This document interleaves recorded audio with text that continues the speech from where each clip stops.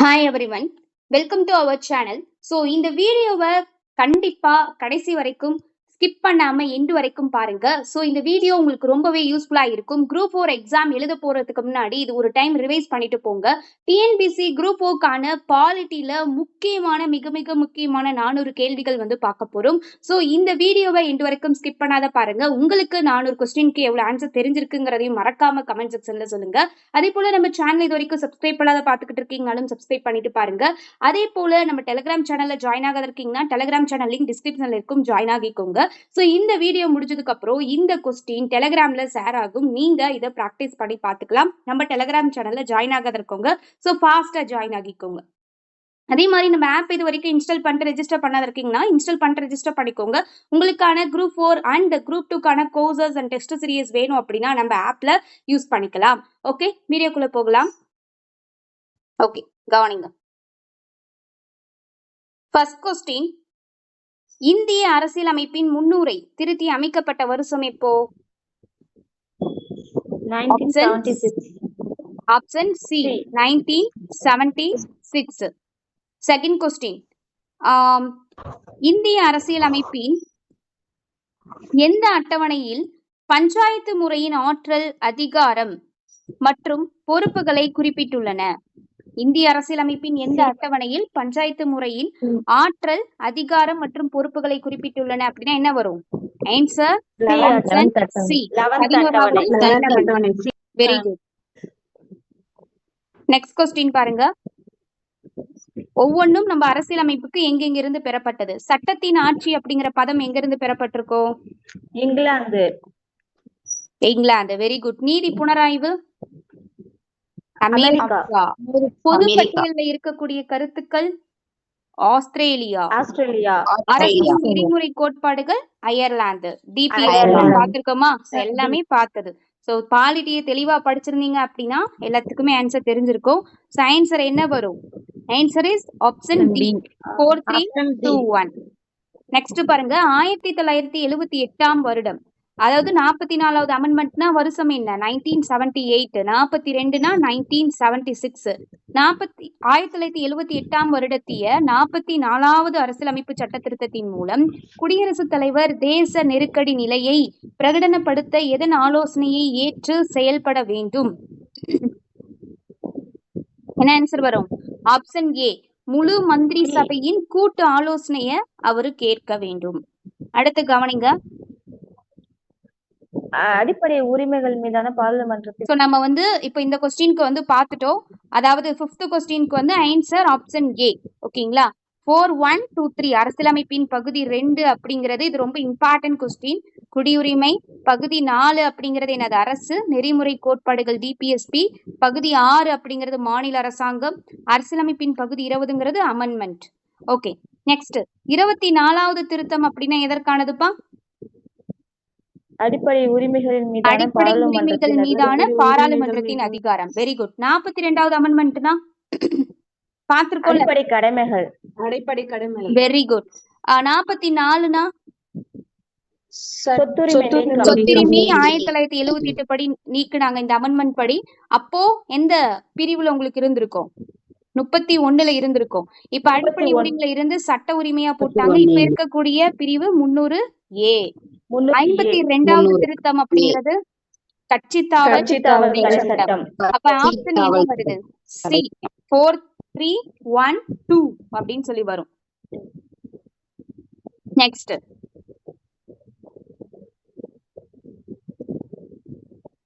ஒரு புதிய அகில இந்திய பணியை உருவாக்குவது எது? ஆன்சர் என்ன வரும்? ஆப்ஷன் சி, உறுப்பு 312 கீழ் பாராளுமன்றத்தின் மேலவையில் தீர்மானம் நிறைவேற்றுவதன் மூலம். நெக்ஸ்ட், பின்வருவனவற்றுள் எது தேச நெருக்கடி நிலையை கொண்டு வருவதற்கு ஏற்ற காரணம் இல்லை? Option D ma'am. உள்நாட்டு குழப்பம். Very good. இந்திய அரசியலமைப்பில் எந்த பகுதியில் தேர்தல் ஆணையம் இருக்கு? 15 மேம். 15. Very good. எலெக்ஷனுக்கு பகுதி 15. கம்ப்ளீட்டா ஆர்டிகல்ஸ் எதுக்கு என்னன்னு பார்த்தோமா? Very good. அடுத்து, பஞ்சாயத்து ராஜ் முறையினை இந்தியாவில் முதல் முறையாக நடைமுறைப்படுத்திய மாநிலம் இது? Rajasthan, ma'am. Rajasthan. Very good. Next question number 11. கீழ்கண்டவற்றுள் எந்த மொழி அட்டவணை 8 சேர்க்கப்படவில்லை? D, ma'am. மொழி, அதாவது மொழியை பத்தி சொல்லக்கூடிய அட்டவணை 8ன்னு பார்த்திருப்போம். அதுல எத்தனை அங்கீகரிக்கப்பட்ட மொழிகள் இருக்கு? 22. அப்ப இதுல எது வராது? துளு அப்படிங்கிறது வராது. இந்தியாவின் தேசிய பழம் எது? மாம்பழம். ஓகேங்களா? அதே மாதிரி இந்தியாவின் தேசிய நீர்வள மன்றத்தின் தலைவர் யாரு? பிரதமர். யாரு? பிரதமர். கீழ்கண்டவர்களுள் யார் மாநில அரசாங்கத்தின் ஒரே பிரதிநிதியாக மாவட்டத்தில் இருக்கிறார்? ஆப்ஷன் டி, மாவட்ட ஆட்சியர். Very good. பாராளுமன்றம் அப்படிங்கிறது என்ன? ஜனாதிபதி, கீழ் சபை, மேல் சபை. பாராளுமன்றம்னா எதை உள்ளடக்கியதா இருக்கும்? குடியரசுத் தலைவர், கீழ் சபைன்னு சொல்லப்படுறது கீழவை, மேலவை. சோ இதெல்லாம் இருக்கும் அப்படின்னு சொல்லி பார்த்தோம். கம்ப்ளீட்டா கீழவை மேலவைக்கு என்னென்ன பெயர்கள் இருக்கு அப்படிங்கறத முதபட்சம் தெளிவா பார்த்தோம். அடுத்து, ஒரு மாநிலத்தின் உண்மையான ஆட்சித்துறை அதிகாரின்னு யார சொல்லுவோம்? மாநிலத்துக்கு உண்மையான முதலமைச்சர். பெயரளவு அப்படின்னு வந்தாதாமா உங்களுக்கு ஆளுநர். உண்மையானனா முதலமைச்சர்னு எத்தனை டைம் சொல்லிருக்கேன். அப்புறம் ஏன் ஆளுநருங்கிற ஆன்சர் வருது? கன்ஃபியூஸ் ஆகாத இருங்க. தலைமை கணக்கு தணிக்கையாளரை நியமிப்பது குடியரசுத் ஜனாதிபதி. குடியரசுத் தலைவர்னாலும் ஜனாதிபதினாலும் சேம். அடுத்து, கீழ்கண்டவற்றுள் அரசியலமைப்பு சட்டத்தில் குறிப்பிடப்பட்டுள்ளவை எவை? ஃபர்ஸ்ட் பாருங்க, என்ன கொடுத்திருக்காங்க? குடியரசுத் தலைவர் பாராளுமன்ற இரு அவைகளிலும் உறுப்பினராக இருக்க மாட்டார். கூற்று 2, பாராளுமன்றம் என்பது குடியரசுத் தலைவர் மற்றும் இரு அவைகளையும் கொண்டதாகும். கீழ்கண்ட வரிசையில் சரியான விடையை தேர்வு செய்க. என்னதுப்பா? ரெண்டுமே சரிதான். அல்ல, குடியரசுத் தலைவர் பாராளுமன்ற இரு அவைகளிலும் உறுப்பினராக இருக்க மாட்டார். கரெக்ட். பாராளுமன்றம்ங்கிறது குடியரசுத் தலைவர் இரு அவைகளையும் கொண்டதுதான். இப்பதானே பார்த்துட்டு இருந்தோம் பாராளுமன்றம்ங்கிறது. சோ அப்ப என்னது? ஆன்சர் ஆப்ஷன் பி, இரண்டுமே சரிதான்.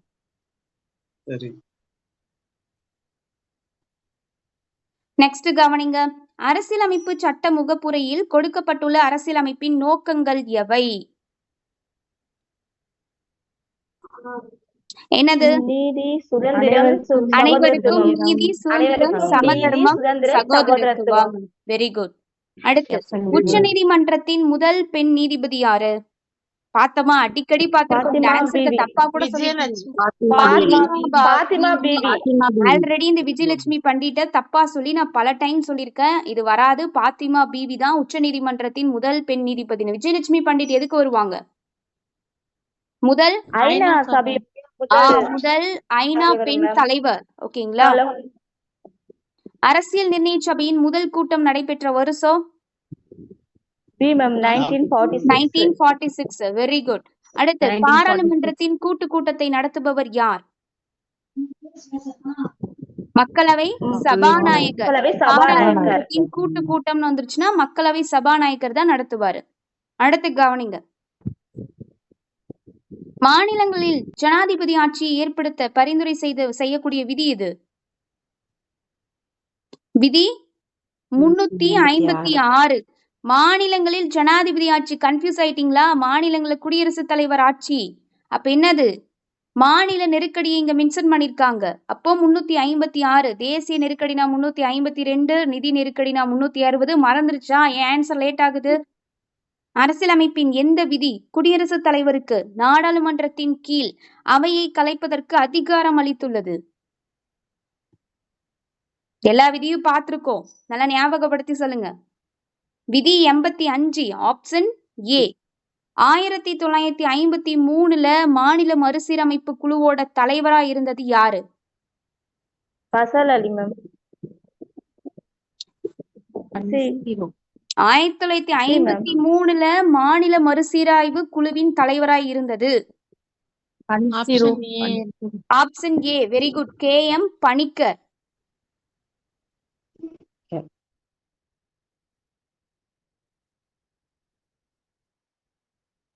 நெக்ஸ்ட் பாருங்க 99வது இந்திய அரசியலமைப்பு சட்ட திருத்தம் எதை சார்ந்திருக்கு?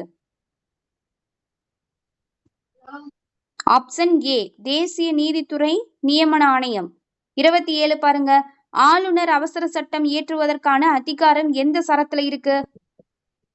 213 அடிக்கடின்னு பாத்திருக்கோமா? சரத்து 213. அடுத்து 28 கவனிங்க.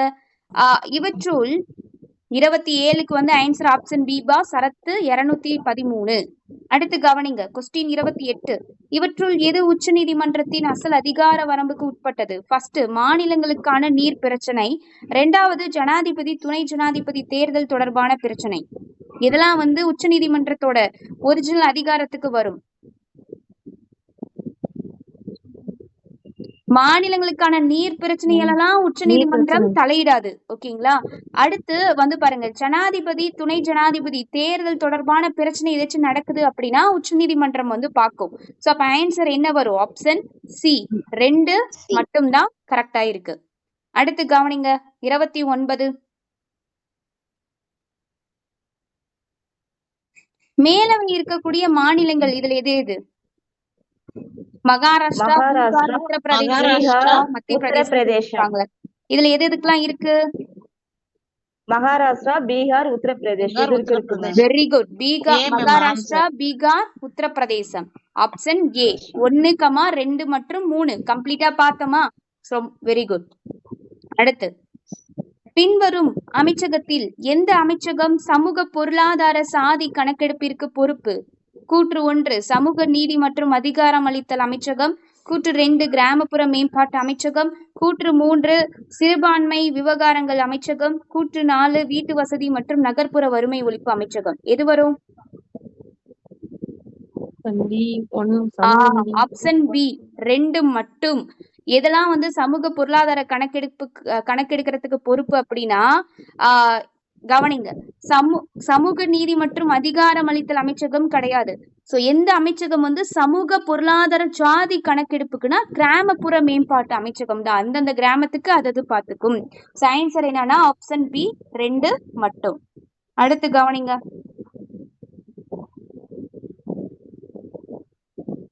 31 ஜனாதிபதி மற்றும் ஆளுநர் பாதுகாப்பை பத்தி சொல்லக்கூடிய சரத்து. சரத்து 361. மக்களவை மற்றும் சட்டமன்ற தேர்தல் பத்தி சொல்றது பார்த்தோமா? 326. Very good. தாழ்த்தப்பட்டோர் ஆணையம் 338. மாநிலங்களுக்கிடையேயான அவை பத்தி சொல்லக்கூடிய சரத்து 263. அப்ப ஆப்ஷன் என்ன வருது? சி 1 2 3 4. இவற்றுள் எவை மாநிலங்களுக்கான அதிகார பட்டியலில் உள்ளது? கொஸ்டின் 32 பாருங்க. பொது ஒழுங்கு, விவசாயம், பந்தய சூதாட்டம், உயர்நீதிமன்ற அமைப்பு. எது வரும்? பொது ஒழுங்கு, விவசாயம், பந்தய சூதாட்டம். இது 3 மட்டும்தான். சோ ஆன்சர் ஆப்ஷன் ஏ 1 2 மற்றும் 3. கொஸ்டின் 33. முதலில் லோக் ஆயுக்தா மகாராஷ்டிராவில் எந்த வருஷம் தொடங்கப்பட்டுச்சு? 1971 மேம். Very good 1971. அடுத்து பொது கணக்கு குழுவோட தலைவர் நீ யார சொல்லுவோம்? மக்களவை எதிர்கட்சி தலைவர். Very good. மக்களவை எதிர்கட்சி தலைவர். மாநிலங்களுக்கு இடையிலான நீர் பிரச்சனைகள் பற்றி எந்த பிரிவுல சொல்லப்பட்டிருக்கு? பிரிவு 262. Very good. பிரிவு 262. அடுத்து கவனிங்க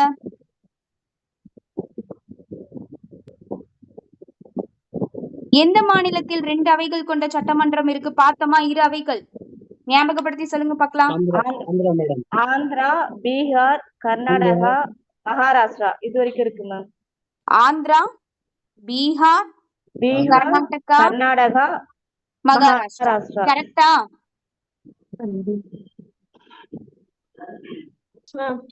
very good. Answer option D 1 2 3 4ல மட்டும்தான் இந்த 4 மாநிலங்கள்ல ஈரவைகள்ங்கிறது இருக்கு. Very good. அடுத்து பாருங்க உயர் நீதிமன்ற நீதிபதிகளின் பதவி காலத்தை மாற்றும் அதிகாரம் யார்கிட்ட இருக்கு? எல்லாரும் நினைச்சா மாத்திர முடியுமா? முடியாது. ஆனா யார்கிட்ட இந்த ஆப்ஷன்ல இருக்கவங்க கிட்ட இருக்கு? குடியரசுத் குடியரசுத் தலைவர் தலைவர். நினைச்சா தலைவர். குடியரசுத் தலைவரெல்லாம் மாத்த முடியாது. உச்ச நீதிமன்றம், மத்திய அரசுலாம் முடியாது. பாராளுமன்றம். பார்த்திருக்கோம் இது. ஆன்சர் என்னது? ஆப்ஷன் டி, பாராளுமன்றம்.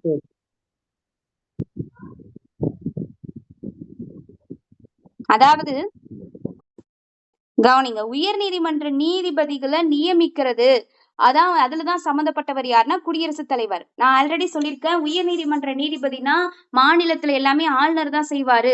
உயர் நீதிமன்ற நீதிபதி நியமிக்கிறதும் ஆளுநர் தான் போக கூடாதுன்னு சொன்னேன். ஞாபகம் இருக்கா? சோ நியமிக்கிறது யார்? உயர் நீதிமன்ற நீதிபதிகள், தலைமை நீதிபதி, இதெல்லாம் நியமிக்கிறது யாருதான்? குடியரசுத் தலைவர். மத்தபடி மாநில தேர்தல் ஆணையத்துக்கா இருக்கட்டும், அல்லது நம்மளோட டிஎன்பிசிக்கா இருக்கட்டும், இதுக்கெல்லாம் நியமிக்கிறது ஆளுநர் தான். ஓகேங்களா? அதே மாதிரி உயர் நீதிமன்ற நீதிபதிகளோட பதவி காலத்தை மாற்றக்கூடிய அதிகாரம் பாராளுமன்றத்துக்கிட்ட இருக்கு. தாழ்த்தப்பட்டவர்கள் பட்டியலில் ஒரு ஜாதியை சேர்க்கிறதுக்கான அதிகாரம் யாரிடம் இருக்கு? ஆப்ஷன் சி, இதுக்கு குடியரசுத் தலைவர் கிட்ட இருக்கு. மெட்ராஸ் உயர் நீதிமன்றம் தொடங்கப்பட்ட வருஷம் என்ன? Option B, 1862. மாநிலங்களுக்கு இடையேயான சபையின் தலைவர்னு யார சொல்லுவோம்? ஆப்ஷன் சி, பிரதமர். சோ பாலமாக திகழ்வார் அப்படின்லாம் படிச்சிருப்போம். மாநிலங்களுக்கு இடையேயான சபையின் தலைவர் பிரதமர். அடுத்து கவனிங்க, மக்களவை சபாநாயகர். மத்திய தணிக்கை துறை தலைவரின் அறிக்கைக்கு ஏற்ப நடவடிக்கை மேற்கொள்ள யாருக்கு அதிகாரம் உள்ளது? ஆப்ஷன் சி, பாராளுமன்றம். அடுத்து, பஞ்சாயத்து அல்லது நகராட்சியை கலைத்த பின்னர் எத்தனை நாட்களில் தேர்தல் நடத்திட வேண்டும்?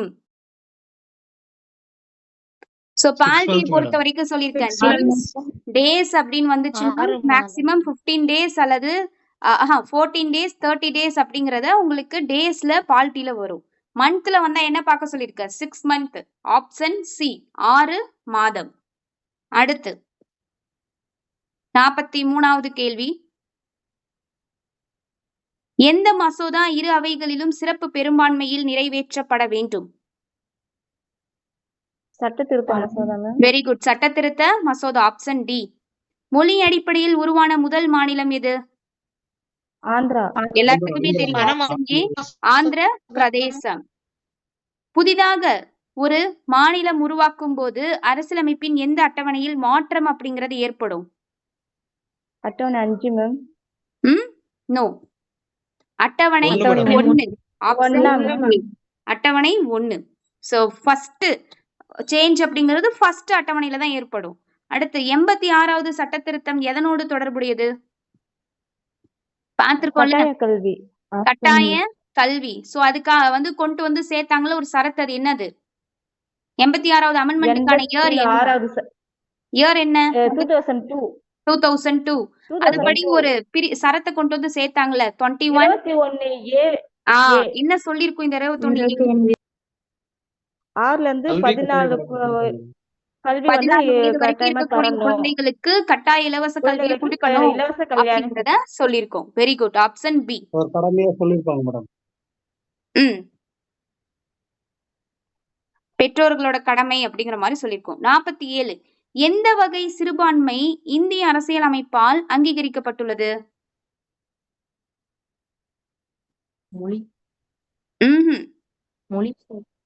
நம்ம இந்திய அரசியலமைப்பை பொறுத்த வரைக்கும் மத சிறுபான்மை, மொழி சிறுபான்மை ரெண்டுமே இருக்கு.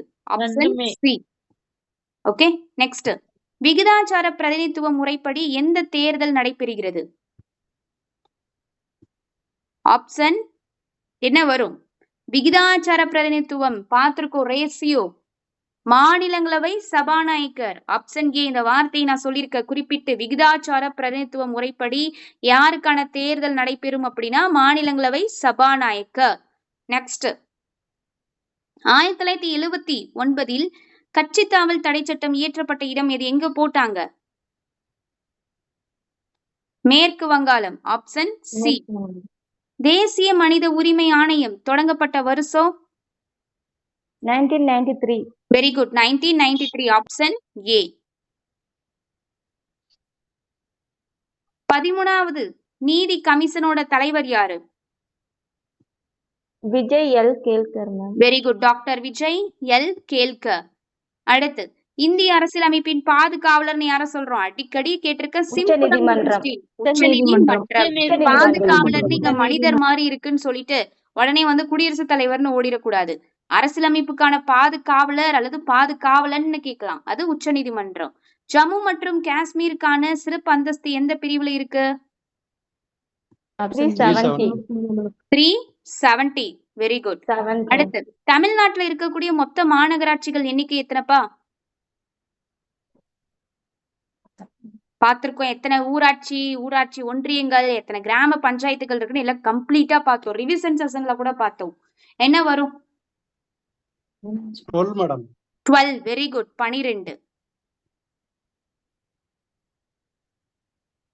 அந்த ரிவிஷன் கிளாஸ போய் பாருங்க, பார்க்காத இருக்கவங்க. அடுத்து கவனிங்க. கரெக்ட் ஸ்டேட்மெண்ட்ஸ் கேட்டிருக்காங்க பாருங்க. போடோ, டோக்ரி, மைதிலி, சந்தாலி ஆகியவை இந்திய அரசியலமைப்பின் 8வது அட்டவணையில் 2003ஆம் ஆண்டு சேர்க்கப்பட்டது. கூற்று 2, ஆங்கிலம் இந்திய அரசியலமைப்பின் அட்டவணையில் உள்ள ஒரு மொழியாகும். இதுல எது சரி? ஃபர்ஸ்ட் ஒன் மட்டும் சரி மேம். ஃபர்ஸ்ட் ஒன் மட்டும்தான் சரி. ஃபர்ஸ்ட் ஒன் மட்டும். ஆங்கிலம் வந்து இந்திய அரசியலமைப்போட அட்டவணையில இருக்க ஒரு மொழின்னு சொல்லியிருக்கிறது தவறு. அடுத்து கவனிங்க, பொறுத்துக்க. சொல்லிருப்பாங்க மேடம். நிதி ஆணையம். 280 மேம். நிதி ஆணையத்துக்கான சரத்து 280. Very good. 280. சிஏஜி கணக்கு தணிக்கையாளர், கணக்கு தணிக்கையாளர் இருக்கார்ல. 148. 148 மேம். Very good. தேர்தல் ஆணையத்துக்கு யாரு என்ன வரும்? என்ன சரத்து? 324. 324. 324 யூபிஎஸ்சி னா மேடம். 324. 315. அப்ப என்ன ஆப்ஷன் வருது?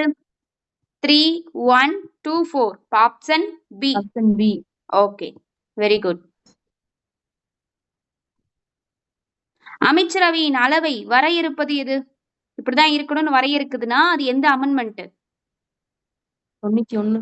Very good. 91வது அரசியலமைப்பு சட்ட திருத்தம். ஓகேவா? Option B. நெக்ஸ்ட், பின்வருவனவற்றில் தவறானவை எது? கூற்று 1, அடிப்படை கடமை பற்றி விளக்கியுள்ள பகுதி 4A. அடுத்து பாருங்க, ஸ்வரன் சிங் குழு. கூற்று 2, ஸ்வரன் சிங் குழு 8 அடிப்படை கடமைகளை பரிந்துரைத்தது. கூற்று 3, 42வது அரசியலமைப்பு திருத்த சட்டம் மூலம் 10 அடிப்படை கடமைகள் அரசியலமைப்பில் இணைக்கப்பட்டது. கூற்று 4, அடிப்படை கடமைகள் குடிமக்களுக்கு மட்டுமே, வெளிநாட்டவர்களுக்கு இல்லை. இதுல எதுப்பா சரியானது? சாரி, தவறானது எது? Madam 4 madam. அடிப்படை கடமைகள் குடிமக்களுக்கு மட்டும், வெளிநாட்டு. நல்லா யோசிச்சு பாருங்க. 58க்கு என்ன ஆன்சர் வரும்? அடிப்படை கடமைகள் பற்றி சொல்லக்கூடிய பகுதி 4A. இவற்றில் எதுவுமே இல்லை தானே மேம். Very good. அதுக்கான சரத்து 51 ஏன்னு பார்த்தோமா? ஸ்வரன் சிங் குழு 8 அடிப்படை ma'am. கடமைகளை பரிந்துரைத்தது. கரெக்டா? 42வது Correct, அரசியலமைப்பு திருத்த சட்டம் மூலியமா 10 அடிப்படை கடமைகள் அரசியலமைப்புல Correct, ma'am. இணைக்கப்பட்டிருக்கு. Very good, correct. இதுவும் ma'am. அடுத்து வந்து பாத்தீங்க அப்படின்னா, இப்ப அடிப்படை கடமைகள் நம்மளுக்கு எத்தனை இருக்கு? இப்போ 11 இருக்கு மேம். 11 மேடம். இப்போ 11 இருக்கு. 11. 42 மூலியமா 10 போட்டிருப்பாங்க. அடுத்து அந்த 11 வந்ததுக்கு எந்த அமெண்ட்மெண்ட் யூஸ் பண்ணாங்க பார்த்தோமா? என்ன அமெண்ட்மெண்ட்? 2002ல 86வது வெரி அமெண்ட்மெண்ட். குட். 86வது 6வது ஆறாவது அமெண்ட்மெண்ட் ஆறாவது 2002ல amendment. போட்டுருக்காங்க. தெரியாதவங்க தெரிஞ்சுக்கோங்க. 2002 இப்பதான் அந்த இதை பார்த்துட்டு வந்தோம். 21A பிரிவு அப்படின்னு சொல்லிட்டு. அப்ப இதுவும் கரெக்டா? அடிப்படை கடமைகள் குடிமக்களுக்கு மட்டுமே, வெளிநாட்டவர்களுக்கு இல்லை.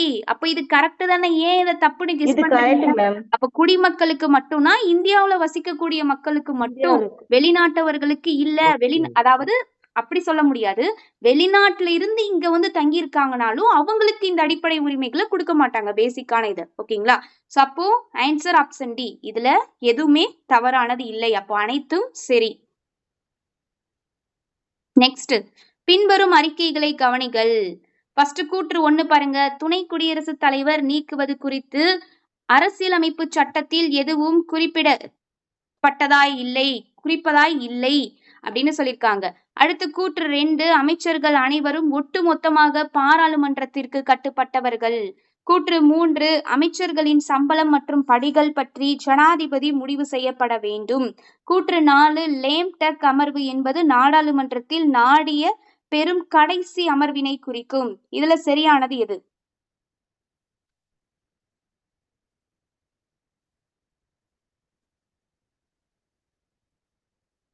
துணை குடியரசுத் தலைவர் நீக்குவது பத்தி அரசியலமைப்பு சட்டத்துல எதுவும் சொல்லப்படல. கரெக்ட் தான். அடுத்து கவனிங்க.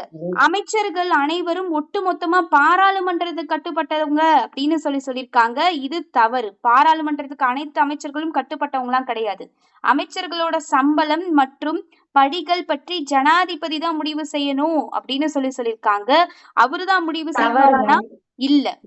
அடுத்து லேம்டக் அமர்வு என்பது நாடாளுமன்றத்தில் நாடிய பெரும் கட்சி அமர்வை குறிக்குது. இந்த அமர்வுன்னு சொல்லியிருக்காங்க. இது சரிதான். அப்ப என்ன ஆன்சர் வருது? ஆப்ஷன் சி 1 and 4 மட்டும். இப்போது வரை உள்ள மொத்த மத சிறுபான்மை சமூகங்கள் எத்தனை? 6 இருக்கு இப்போ வரைக்கும்.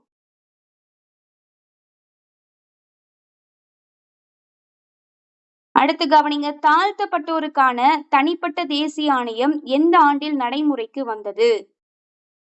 பார்த்தமே, ஞாபகம் இருக்கா? ரிவிஷன் செஷன்ல கூட. பழங்குடியினர் இதெல்லாம் பார்த்தோம். 2004. Option B. மாநிலங்களவை ஆனது முதலில் எந்த வருஷத்துல ஏற்படுத்தப்பட்டுச்சு? 1952. Option C. ஜம்மு அண்ட் காஷ்மீருக்கான அரசியலமைப்பு எந்த ஆண்டில் அமலுக்கு வந்தது?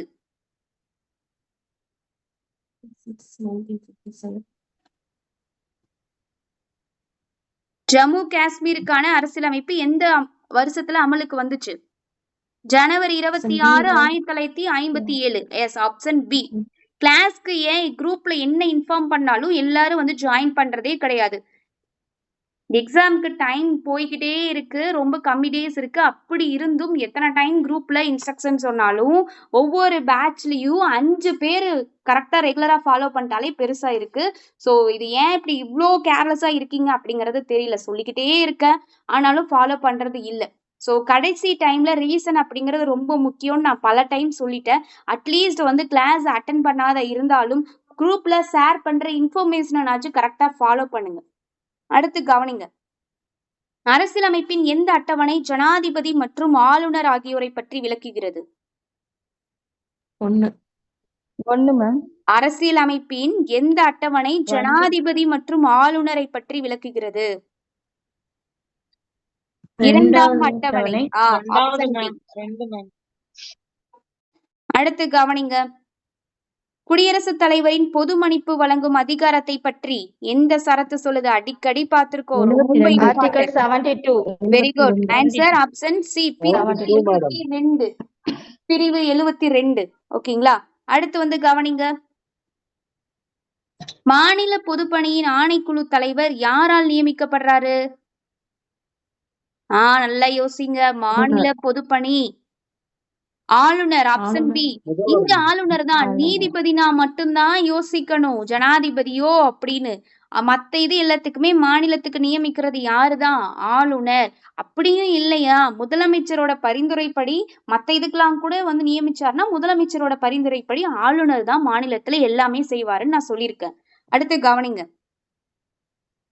முதல் பெண்களுக்கு மட்டுமான நீதிமன்றம் அமைக்கப்பட்ட இடம் எங்கப்பா? பி. மும்பை. எங்க? மும்பை. அடுத்து கவனிங்க. எந்த விதி மூலமாக மாநிலங்களவை பாராளுமன்றத்திற்கு மாநில பட்டியலில் உள்ள பொருளடக்கம் மீது சட்டங்கள் உருவாக்க அங்கீகரிக்கிறது? Option A. பிரிவு 248. அடுத்து கவனிங்க.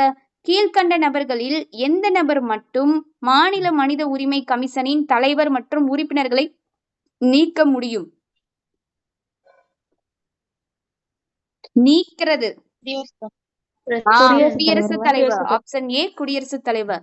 பஞ்சாயத்து ராஜுக்கு அரசியல் சாசன அந்தஸ்து வழங்க எந்த குழுவின் பரிந்துரைத்துள்ளது? அதாவது எந்த குழு வந்து பரிந்துரைத்திருக்கு அரசியல் சாசன அந்தஸ்து கொடுங்கப்பா அப்படின்னு சொல்லிருக்கோம்ல? Very good. சிங்வி குழு. அண்மையில் நியமிக்கப்பட்ட உச்ச நீதிமன்ற தலைமை நீதிபதி T.S. Thakur. Very good. T S. Thakur. Option D.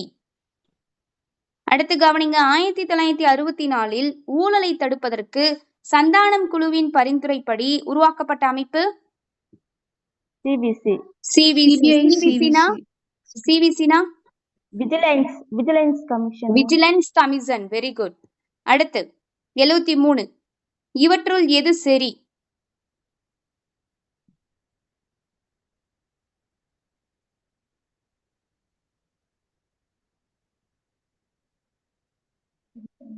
எழுபத்தி மூணுக்கு பாருங்க. இதுல எது சரி? Option A. இந்திய அரசியலமைப்பை திருத்தும் அதிகாரத்தை பாராளுமன்றம் பெற்றுள்ளது. சரி. இந்திய அரசியலமைப்பை அரசியலமைப்பு திருத்த குழு இருக்கு இல்ல. மாநில அரசு அரசியலமைப்பு திருத்த தொடக்கத்தை கொண்டு வரலாம். நோ. அடிப்படை உரிமைகளை திருத்த முடியாது. சோ பாராளுமன்றம் பெற்றிருக்கு. இந்திய அரசியலமைப்பை பாதுகாக்கிறது உச்ச நீதிமன்றம். அதுல திருத்தம் செய்யக்கூடிய அதிகாரம் பாராளுமன்றத்துக்கு இருக்கு அப்படின்னு பார்த்திருக்கோம். So answer option A. Next, தமிழ்நாட்டிலிருந்து மாநிலங்களவைக்கு எத்தனை உறுப்பினர்கள் தேர்ந்தெடுக்கப்படுகிறார்கள்? 18. ஆன்சர் பாத்தீங்கன்னா ஆப்ஷன் சி. என்ன வரும்? 18. சோ ஆன்சர் என்னது? Option C 18. இது ரொம்ப முக்கியம். அடுத்து கவனிங்க. கேபினெட் செயலாளர் பதவி இந்தியாவில் எந்த வருஷம் தொடங்கப்பட்டுச்சு? Option A 1950. பஞ்சாயத்து தேர்தலில் போட்டியிட குறைந்தபட்ச வயது வரம்பு என்னதுப்பா? பார்த்தோம்ல 21. ஆப்ஷன் 21. Very good. பண மசோதாவிற்கு எத்தனை நாட்களுள் மாநிலங்களவையில் ஒப்புதல் அளித்திருக்க வேண்டும்? 14 days. 14 days. Option B. நான் சொல்லியிருக்கேன் ஆல்ரெடி. 14 days டேஸ்ல கேட்டா அல்லது 30 days இருக்கும். மந்த்லனா 6 month மேக்சிமம். இந்திய அரசியலமைப்பில் எஞ்சிய அதிகாரம் யாரிடம் இருக்கு? மத்திய அரசு. Very good. எஞ்சிய அப்படின்னு வந்தா மத்திய அரசு. நெக்ஸ்ட் கவனிங்க.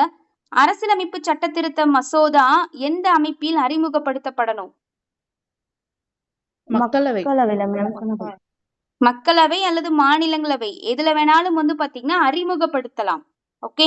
சோ அரசியலமைப்பு சட்ட திருத்த மசோதா அப்படிங்கிறது எந்த அவையில அறிமுகப்படுத்தணும்னா இது ரெண்டுலயும் அறிமுகப்படுத்தலாம். இதுல எது நிரந்தரவை? மக்களவையா மாநிலங்களவையா?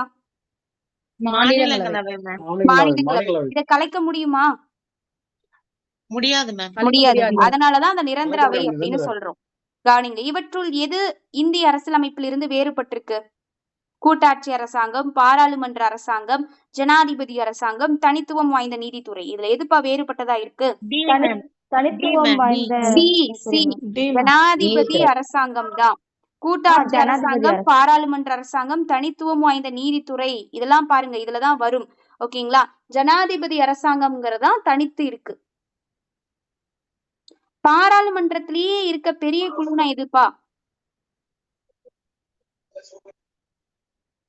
ஆப்ஷன் பி மதிப்பீட்டு குழு.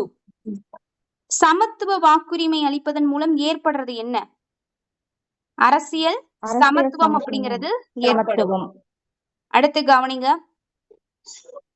பஞ்சாயத்து ராஜில் உள்ள சிறிய நிர்வாக அமைப்புனா எது? ஆப்ஷன் ஏ கிராம சபா. Very good. நிதிநிலை அவசர கால பிரகடன நிலை எத்தனை முறை இந்தியாவில் அமல்படுத்தப்பட்டிருக்கு? 60 அப்படிங்கிறது எப்பயுமே போட்டது. Very good. அடுத்து பிரதமர் அப்படிங்கிறது, பிரதமர் என்பவர் எப்படி இருப்பாரு? அரசாங்க தலைவர்.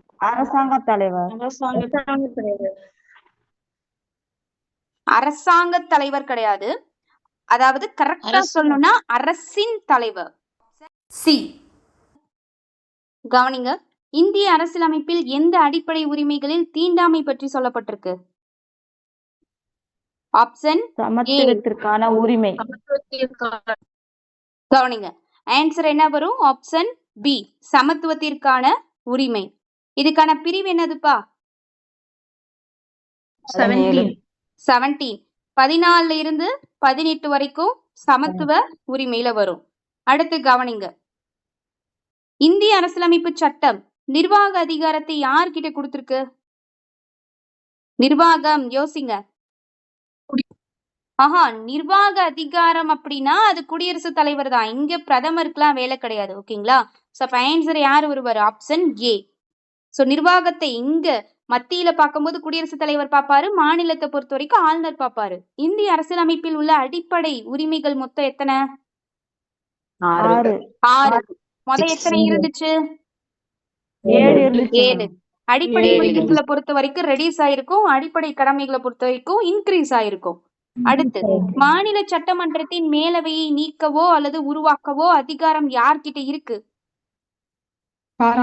பாராளுமன்றம். Very good. அடுத்து கவனிங்க, இரட்டை குடியுரிமை எங்க நடைமுறையில இருக்கு? இந்த ஆப்ஷன்ல அமெரிக்கா, யுஎஸ்ஏல இரட்டை குடியுரிமை இருக்கு. நம்ம இந்தியாவுல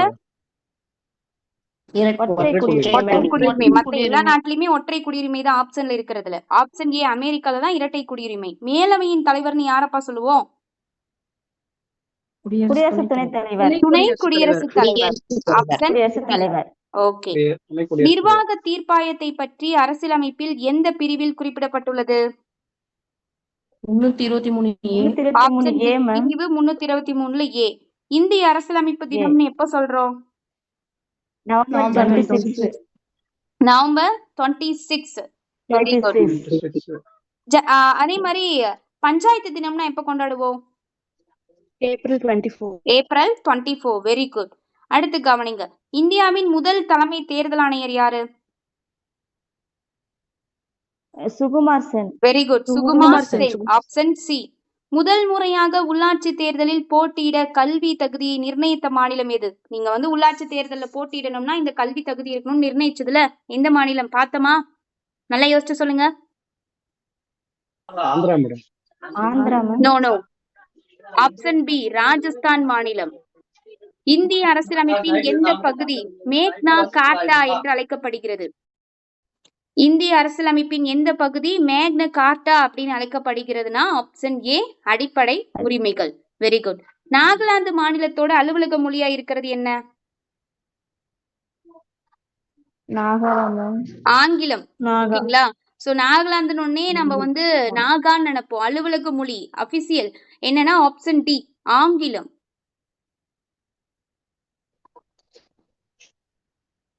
அடிப்படை உரிமையிலிருந்து சொத்துரிமை நீக்கப்பட்டது எந்த அரசியலமைப்பு சட்ட திருத்தம் மூலியமா? 44வது அமெண்ட்மெண்ட் 1978 படி. அடுத்து, மெட்ராஸ் மாநிலம் தமிழ்நாடுன்னு அண்ணா பெயர் மாற்றினார்ல, எப்போ? 1969 ஜனவரி 14 அப்படின்னு பார்த்திருப்போம். 14. அடுத்து கவனிங்க, மாநகராட்சியோட அரசியல் ரீதியான தலைவர்னு யார சொல்லுவோம்? அரசியல் ரீதியா மாநகராட்சிக்கு தலைவர். Very good, mayor. Option C. Okay, கவனிங்க நெக்ஸ்ட்.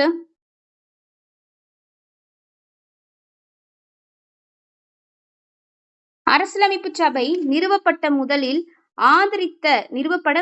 ஆதரித்த இந்தியரின் பெயர் மற்றும் ஆண்டு. அதாவது அரசியலமைப்பு சபை நிறுவப்படுறதுக்கு ஃபர்ஸ்ட் ஆதரித்த இந்தியர் யாரு? எந்த வருஷம்? Very good, M N Roy 1934. Option D. அடுத்து, சட்டமன்றம் ஒரு அரசியலமைப்பு அமைப்பாகவும் சட்டமன்ற அமைப்பாகவும் கூடிய போது அதற்கு தலைமை தாங்கியவர் யார்? Option C, GV. மௌலங்கர் மட்டும் தலைமை தாங்கியிருப்பாரு. அடுத்து கவனிங்க,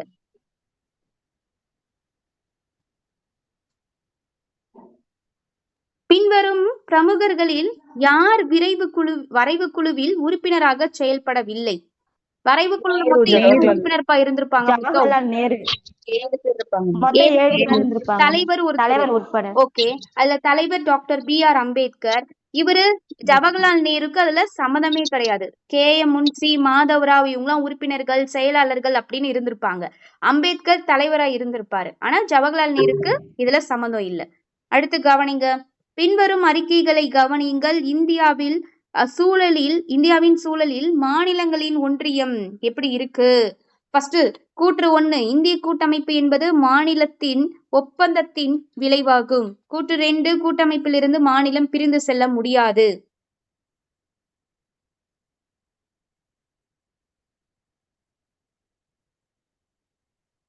மாநிலங்களின் ஒன்றியம் அப்படிங்கிறது மாநிலத்தோட ஒப்பந்தத்தோட விளைவுன்னு சொல்றாங்க. அப்படி வந்ததெல்லாம் கிடையாது. இது தவறு. அடுத்து வந்து கவனிங்க, கூட்டமைப்புல இருந்து மாநிலம் பிரிந்துலாம் போக முடியாது. அது வேணா கரெக்ட் தான். அப்ப எப்படி ஆப்ஷன் எடுத்துக்கலாம்? ஆப்ஷன் சி, பி உண்மைதான், ஆனா ஏ தவறானது. அடுத்து கவனிங்க, சட்டத்தின் காரணமாக செயல்முறை மற்றும் சட்டம் உருவாக்கப்பட்ட நடைமுறை எந்த அரசியலமைப்பு சட்டங்களில் நாம் காண முடியும்? ஆப்ஷன் ஏ, முறையே அமெரிக்கா மற்றும் இந்திய அரசியலமைப்புல நாம இதை பார்க்க முடியும். ஓகேங்களா? அமெரிக்கா மற்றும் இந்திய அரசியலமைப்புல சட்டத்தின் காரணமாக செயல்முறை மற்றும் சட்டம் உருவாக்கப்பட்ட நடைமுறைய பார்க்க முடியும். அடுத்து கவனிங்க, கடைசி அடிப்படை கடமை எந்த திருத்த சட்டத்தால் சேர்க்கப்பட்டது? 86வது திருத்த சட்டம் 2002. Very good. 86வது திருத்த சட்டம் 2002. இங்க 86ன்னு போட்டிருக்காங்கன்னு டக்குன்னு சூஸ் பண்ணிடக்கூடாது, வருஷத்தை பார்க்கணும். அடுத்து, எந்த வருஷம் மற்றும் எந்த திருத்த சட்டத்தின் மூலம் வாக்களிக்கும் வயது 21 இருந்து 18 குறைக்கப்பட்டுச்சு? 1988. 1988. Very good. 61வது திருத்த சட்டம் எந்த வருஷம்னா 1989. எந்த திருத்த சட்டத்து மூலியமானா 61th Amendment 1988. Very good. அடுத்து கவனிங்க, அடுத்து ஒவ்வொரு பகுதிக்கும் மேட்ச் பண்ணுங்க பார்க்கலாம். கீழே கொடுக்கப்பட்டுள்ள குறியீடுகளை பயன்படுத்தி பின்வருவனவற்றை பொருத்தவும். பகுதி 4 எதுக்கு? யோசிக்கவே கூடாது. மாநில கொள்கையின் வழிகாட்டுதல் கோட்பாடுகள். அடுத்து பகுதி 4A எதுக்கு வரும்? அடிப்படை கடமைகள்.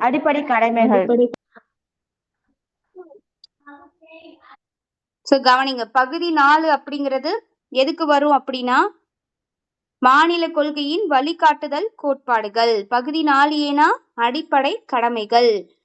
வந்து பகுதி 14Aனா எதுக்கு வரும்? தீர்ப்பாயங்கள். ஓகே கவனிங்க, பகுதி 14A வந்து நமக்கு எது வரும்? தீர்ப்பாயங்கள் மேம். பகுதி 17 அப்படிங்கிறது அதிகாரப்பூர்வ மொழிகள் அப்படிங்கிறது வரும். சோ அப்போ எப்படி வருது பாருங்க, 2, அடுத்து வந்து பாத்தீங்கன்னா 3, அடுத்து வந்து பாத்தீங்கன்னா 4, அடுத்து 1 அப்படிங்கிறது வரும். நெக்ஸ்ட் கவனிங்க, கீழே கொடுக்கப்பட்டுள்ள குறியீடுகளை பயன்படுத்தி பின்வருவனவற்றை பொருத்தவும். அட்டவணையும் அதுக்கானது கொடுத்துருக்காங்க பாருங்க. ஃபர்ஸ்ட் அட்டவணை 4. அட்டவணை 4ங்கிறது மாநிலங்களவையோட இடஒதுக்கீடு. அட்டவணை 7 அப்படிங்கிறது அதிகாரங்களின் பிரிவு. அடுத்து அட்டவணை 8ங்கிறது எல்லாத்துக்குமே தெரியும், மொழிகள். அட்டவணை 11ங்கிறது பஞ்சாயத்துகள். அப்ப என்ன வருது? ஆப்ஷன் 4:1. கொஞ்சம் மேட்ச் ஷீட்ல மட்டும் கொஞ்சம் வந்து பொறுமையாவே போடுங்க. ஏன்னா 2-3 ஆப்ஷன்ஸ் ஒரே மாதிரியே இருக்கும், டக்குன்னு கன்ஃபியூஸ் ஆகும்.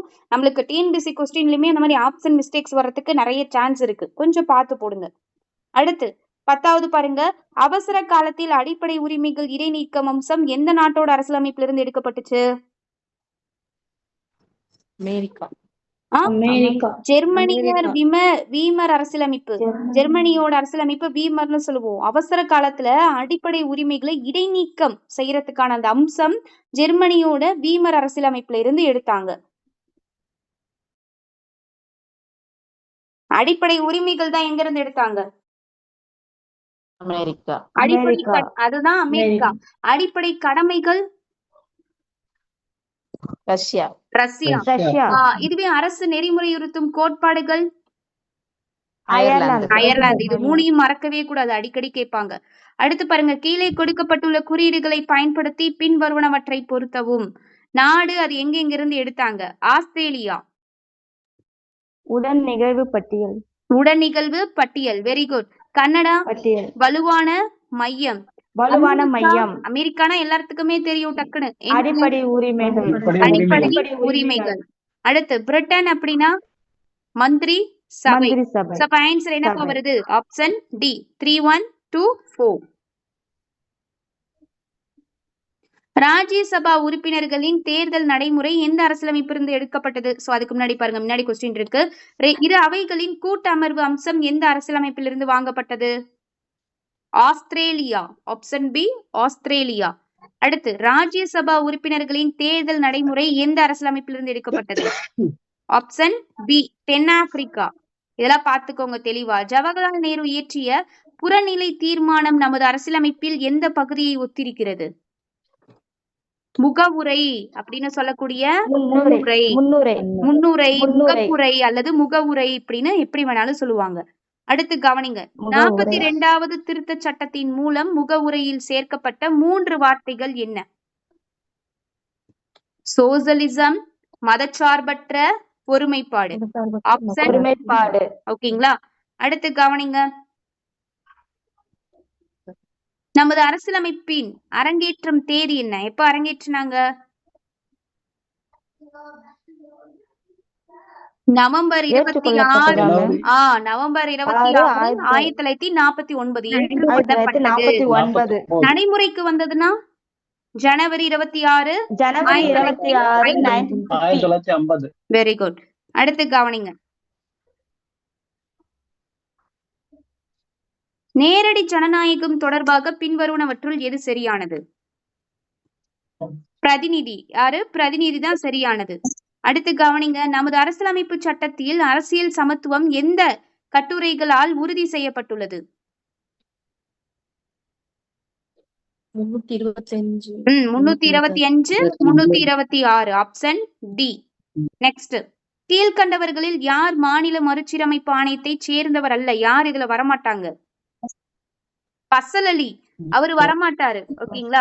பட்டாபி சீதாராமையா, குஞ்சுரு, பணிக்கர் குழு, KM பணிக்கர் குழு இது எல்லாமே வரும். ஆனா சையத் பசல் அலி குழு வந்து அதுல வராது. பசல் அலி ஆணையம் இதுல வராது. ஓகேங்களா?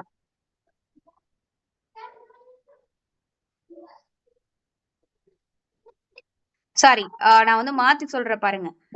ஏன்னா பசல் அலி வந்து முடிக்கு வந்ததுதான். Correct. Option B Pattabhi Sitaramayya தான் வராது. குஞ்சுரு, KM பணிக்கர் குழுல வரும். ஆன்சர் என்னன்னா ஆப்ஷன் பி. பசல் அலி ஆணையம் எப்போ, அந்த வருஷம் எப்போ? தமிழ் புக்ல கூட படிச்சிருப்பீங்க. 1953. Very good.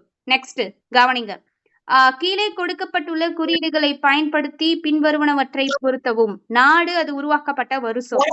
குஜராத் 1960 வரிசையா அப்படியே. குஜராத் மாநிலம் எப்போ? 1960. நாகாலாந்து 1963, சிக்கிம் 1975, கோவா மாநிலம் 1987. அப்போ வரிசையா 1, 2, 3, 4. அப்போ ஆப்ஷன் ஏ. நெக்ஸ்ட் கவனிங்க,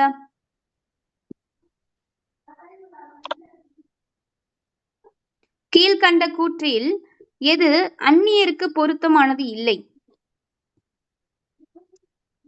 சட்டம் மற்றும் சட்டங்களோட சம பாதுகாப்பு முன் சமத்துவம், இது கூட ஓகே, ஏத்துக்கலாம். தீண்டாமை ஒழிப்பு ஒரு, பட்டங்கள் ரத்து, ஓகே. பொது வேலை விஷயத்துல அவங்களுக்கு சமத்துவ வாய்ப்புங்கிறது கிடையாது.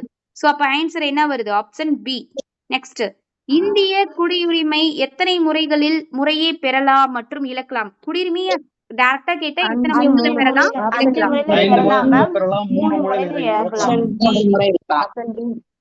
ஆன்சர் என்ன வருது?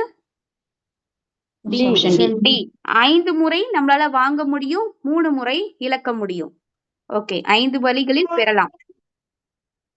எந்த திருத்த சட்டத்தின் மூலம் சொத்துக்கான அம்ச உரிமை அடிப்படை உரிமையிலிருந்து நீக்கப்பட்டது? பார்த்தோம்ல அடிக்கடி. 44வது அமெண்ட்மென்ட் 1978.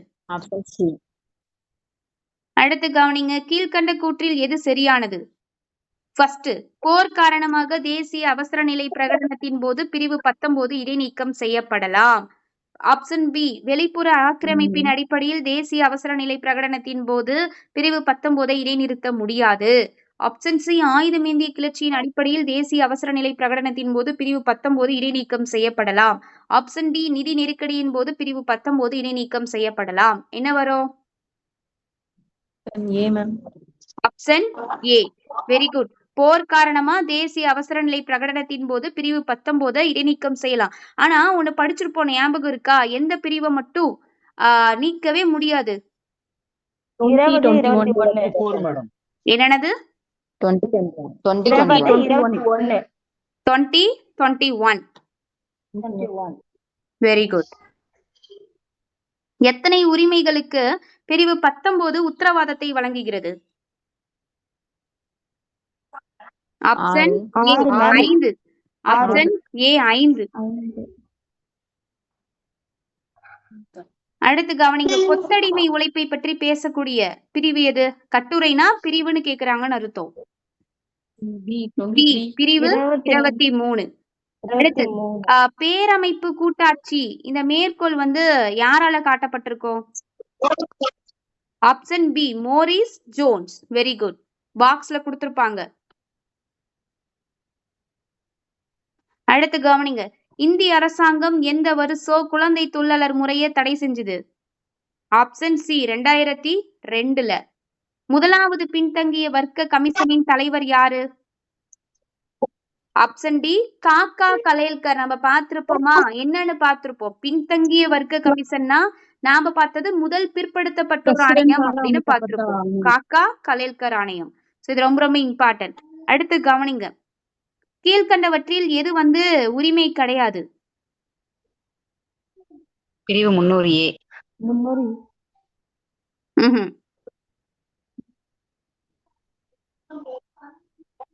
ஆப்ஷன் சி பிரிவு 335. ஓகே கவனிங்க. Next question. கீழ்கண்டவற்றில் எது வழிகாட்டி கொள்கை அல்ல? பிரிவு 325. இதெல்லாம் 12th இருக்கு. கீழ்கண்டவற்றில் இந்த 2 கொஸ்டின் 12th இருக்கு. கீழ்கண்டவற்றில் எது 42வது திருத்தச் சட்டம் பற்றி தொடர்புடையது அல்ல? 38. பிரிவு 38. அடுத்து கவனிங்க.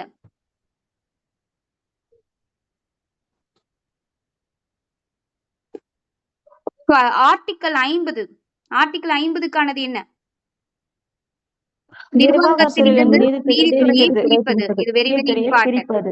Very good. அடுத்து 86வது திருத்தச் சட்டம் 2002 எந்த பிரிவோட தொடர்புடையதுப்பா? 45. பிரிவு 45. Very good.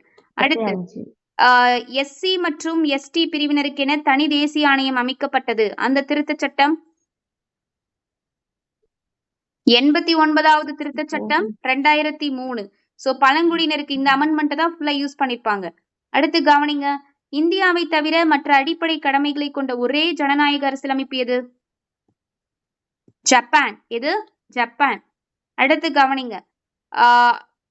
among the follow எது வந்து ஃபண்டமெண்டல் டியூட்டில வராது அப்படின்னு சொல்லி கேக்குறாங்க. கவனிங்க.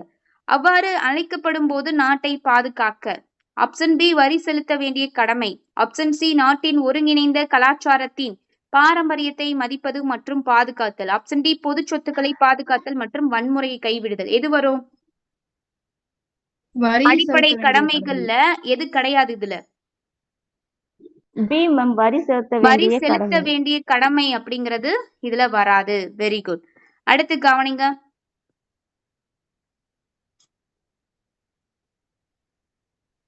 சிறுபான்மையினரின் மொழி, எழுத்து மற்றும் கலாச்சாரம் ஆகியவற்றை பாதுகாப்பது தொடர்பான கட்டுரை.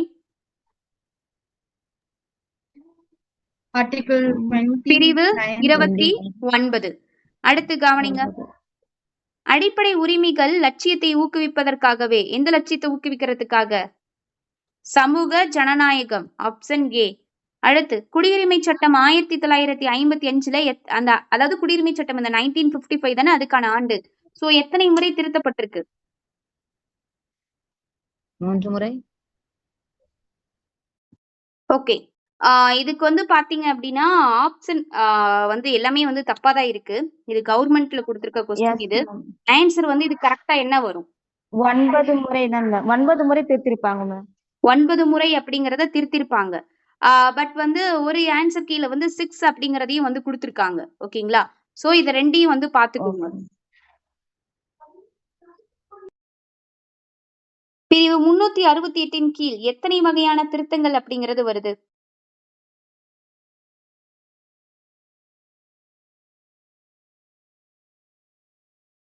இந்த குடியுரிமை சட்டம் இருக்கு இல்லைங்களா? இது வந்து பாத்தீங்க அப்படின்னா 6 அப்படிங்கிறதுக்கு தான் வந்து எக்ஸாக்டான ஒரு இது கூட காட்டுது.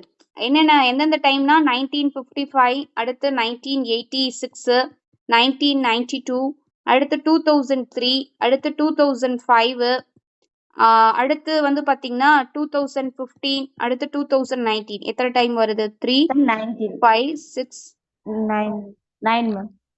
ஆமா 9 டைம்ஸ் வந்து லாஸ்டா பாத்தீங்கன்னா ஜம்மு அண்ட் காஷ்மீர் இத பிரிச்சிருப்பாங்க ஆமா மேம். அப்ப வந்து பாத்தீங்கன்னா ஒரு 9 டைம்ஸ் அப்படிங்கிறது வரும்.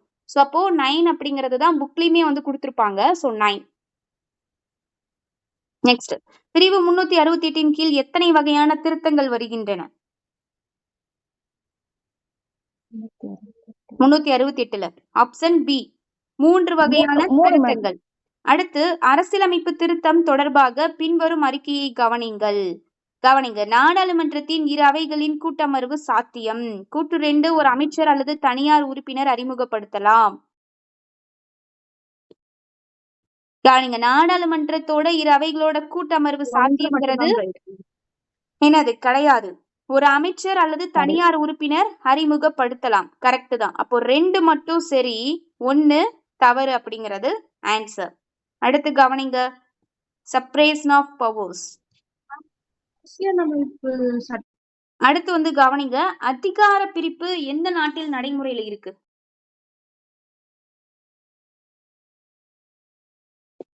Option D America. எங்க? Option D America. அடுத்து, பின்வருவனவற்றை கவனிங்கள் அப்படின்னு சொல்லி கேட்டிருக்காங்க. இரு அவை முறை, சுதந்திரமான நீதித்துறை, கவர்னர் நியமனம், ஒருங்கிணைந்த தணிக்கை இயந்திரங்கள். இதுல எதுப்பா சரியான பதில்?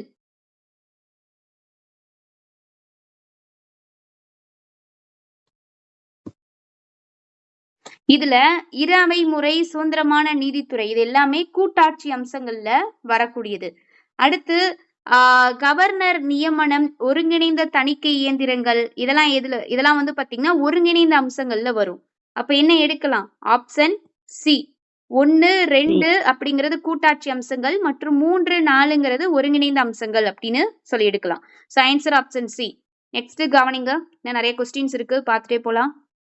இந்திய அரசியலமைப்பு அப்படிங்கிறது ஒரு நீண்ட அரசியலமைப்பு, நம்மளுக்கு தெரியும். இன்னும் என்ன சொல்லலாம்? நெகிழ்வுடையது மற்றும் உறுதியான அரசியலமைப்பு. நெகிழும் தன்மை உடையதுன்னு சொல்லுவோம் நம்ம இந்திய அரசியலமைப்பு. So answer option C. Next, Rajamannar committee எதனை வந்து கையாளும்? ராஜ்மன்னார் கமிட்டிங்கிறது எதற்காக கொண்டு வரப்பட்ட கமிட்டி? அது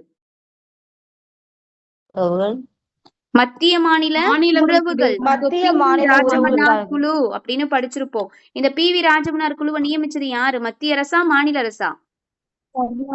இது தமிழ்நாடு மாநில அரசு. மத்திய அரசா இல்ல ஸ்டேட் கவர்மெண்டா? State government. எந்த வருஷம்? 1969. Very good. அப்போ மத்திய அரசுக்கானது சர்க்காரியா குழு. எந்த வருஷம்? 1983. அடிக்கடி கேட்ட கொஸ்டின்லயே ஏன் இப்படி கன்ஃபியூஸ் ஆகுது? ராஜமன்னார் கமிட்டி கருத்துப்படி என்ன சொன்னுச்சு இந்த குழு? இந்த கமிட்டிஸ்ல இருந்து கண்டிப்பா கொஸ்டின்ஸ் அப்படிங்கிறது வரும். மாநிலங்களுக்கு இடையேயான கவுன்சில் உருவாக்கப்படணும் அப்படிங்கறத சொன்னுச்சா? கரெக்ட். அடுத்து வந்து கவனிங்க, அடுத்து என்ன இருக்கு? திட்ட கமிஷன் ஒரு நிரந்தர அமைப்பாக செயல்பட வேண்டும் அப்படிங்கறத சொன்னுச்சுன்னு சொல்லியிருக்காங்க. இது வந்து அதை சொல்லப்படல, இது தவறு. நிதிக்குழு கலைக்கப்பட வேண்டும் அப்படின்னு சொன்னுச்சுன்னு சொல்றாங்க, அதையும் அது சொல்லல. சோ இதுல கரெக்டா இருக்கிறது ஆப்ஷன் சி. ஃபர்ஸ்ட் சரி, செகண்டும் தேர்டும் தவறு. அடுத்து கவனிங்க, பூஞ்சி கமிஷன் எப்போது அமைக்கப்பட்டுச்சு? சோ லாஸ்ட்ல உங்களுக்கு புக் எண்ட்ல கொடுத்திருப்பாங்க பாருங்க. ஆப்ஷன் பி 2007 எம்என் பூஞ்சி குழுன்னு கொடுத்திருப்பாங்க. மாநிலங்களுக்கு இடையான தண்ணீர் பிரச்சனை பற்றி கூறக்கூடிய கட்டுரை எது? அப்ப கட்டுரை 262. Option A. Very good. அடுத்து, முதல் மாநிலங்களுக்கு இடையான தண்ணீர் தகராறு தீர்ப்பாயம் எப்போ அமைக்கப்பட்டுச்சு? Option C 1969. இந்த 1969 தான் என்னது? பி.வி. ராஜமன்னார் குழு. மாநிலங்களுக்கு இடையான கவுன்சில் எப்பொழுது அமைக்கப்பட்டுச்சு? 1990. Option A. அடுத்து, மாநிலங்களுக்கு இடையான குழுல மத்திய அமைச்சர்களோட மொத்த எண்ணிக்கை எத்தனை? 6 ஆப்ஷன் ஏ. அடுத்து கவனிங்க, அனைத்து மண்டல குழுக்களோட பொதுவான தலைவரா யார் இருப்பாங்க? ஆப்ஷன் சி உள்துறை அமைச்சர். கீழ்கண்ட தேசிய அவசர கால அடிப்படையில் பிரகடனம் செய்ய முடியாதது எது? ஆப்ஷன் டி உள்நாட்டு குழப்பம் அப்படின்னு சொல்றாங்க. அடுத்து கவனிங்க, நேஷனல் எமர்ஜென்சி தேசிய அவசர நிலை பிரகடனம் செய்ய எத்தனை நாட்களுக்குள் பாராளுமன்றத்தில் ஒப்புதல் பெற வேண்டும்? 30. 30. நான் என்ன சொல்லியிருக்கேன், டேஸ்ல 14 அல்லது 30 தான் மேக்சிமம் அரசியலமைப்பு கான்ஸ்டிடியூஷனை பொறுத்த வரைக்கும் உங்களுக்கு யூஸ் பண்ணுவாங்க. அடுத்து, மாநில அவசர நிலை முதலில் அறிமுகப்படுத்தப்பட்ட மாநிலம் அப்படிங்கிறது எங்க? Option B Punjab. அடுத்து கவனிங்க, மாநில அவசர நிலை பிரகடனம் அதிகபட்சமாக எத்தனை வருஷம் வரைக்கும் நீடிக்கலாம்? 3 வருஷம். 3 வருஷம். Very good. நெக்ஸ்ட் கவனிங்க, பிரிவு 360 எது குறித்து பேசுகிறது? 360 நம்ம எல்லாத்துக்குமே தெரியும், என்னது? ஆப்ஷன் சி நிதி நெருக்கடி. குடியரசுத் தலைவரின் கண்டன தீர்மானம் எங்கு முறைப்படுத்தலாம், அதாவது எங்கு முனைக்கப்படலாம்? ஆப்ஷன் சி மக்களவை அல்லது மாநிலங்களவையில் ஏதோ ஒண்ணுல முனைக்கப்படலாம். அடுத்து கவனிங்க, பாதுகாப்பு படைகளின் தலைமை தளபதின்னு யார சொல்றோம்? தலைமை தளபதி குடியரசுத் தலைவர். Veto power. கீழ்கண்ட எந்த மறுப்பானை ஆற்றல் இந்திய குடியரசுத் தலைவருக்கு பொருந்தாது? தற்காலிக மறுப்பானைங்கிறது அவருக்கு பொருந்தாது. மற்றபடி முழு மறுப்பான்மையோ, தகுதி மறுப்பான்மையோ, பாக்கெட் மறுப்பான்மையோ பொருந்தும். அடுத்து கவனிங்க, கீழ்கண்ட எந்த விதி குடியரசுத் தலைவரின் மன்னிப்பு கொடுக்கும் அதிகாரங்கள் குறித்து பேசுகிறது? 72. Option C. Very good. Next கவனிங்க, கீழ்கண்ட எந்த அவையில் துணை குடியரசுத் தலைவரின் மீது கண்டன தீர்மானம் முனைக்கப்படலாம்? யார் எந்த அவையில போடலாம்? மாநிலங்களவை மற்றும் மாநிலங்களவையில மட்டும்தான் போட முடியும். மக்களவையில போட முடியுமானா கிடையாது. அடுத்து, அமைச்சர்கள் குழுவின் கூட்டு பொறுப்பு விதிகள் கீழ்கண்ட எந்த விதியில் உள்ளடங்கும்? ஆப்ஷன் பி பிரிவு 75. நெக்ஸ்ட் கவனிங்க, அமைச்சர்களின் ஒட்டுமொத்த எண்ணிக்கை எதற்கு மிகாமல் இருக்கணும்? 15. Option B 15%. அந்த எண்ணிக்கையில எத்தனைன்னு பார்த்திருப்போம்? 36. Very good. அடுத்து, அமைச்சரவை என்ற வார்த்தை அரசியலமைப்பின் எந்த சட்ட திருத்தத்தின் மூலமாக அறிமுகப்படுத்தப்பட்டது? 42. ஆன்சர் 66க்கு answer option C 44th amendment. ஓகேங்களா?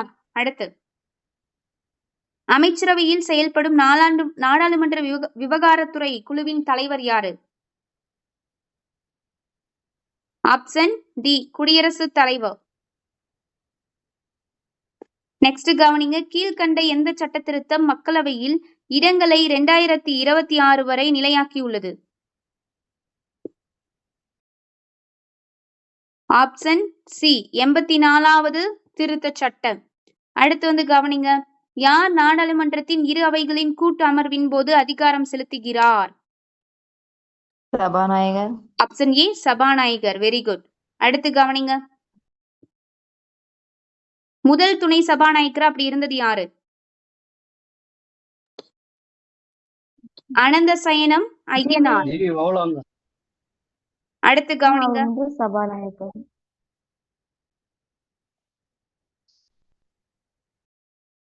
நாடாளுமன்ற இரு அவைகளின் கூட்டு அமர்வு எத்தனை முறை கூட்டப்பட்டிருக்கு?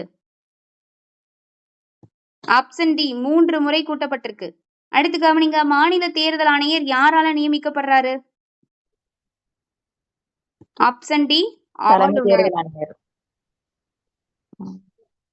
அடுத்து கவனிங்க, சட்டமன்றத்திற்கு ஆளுநர் எத்தனை உறுப்பினர்களை பரிந்துரைக்கலாம்?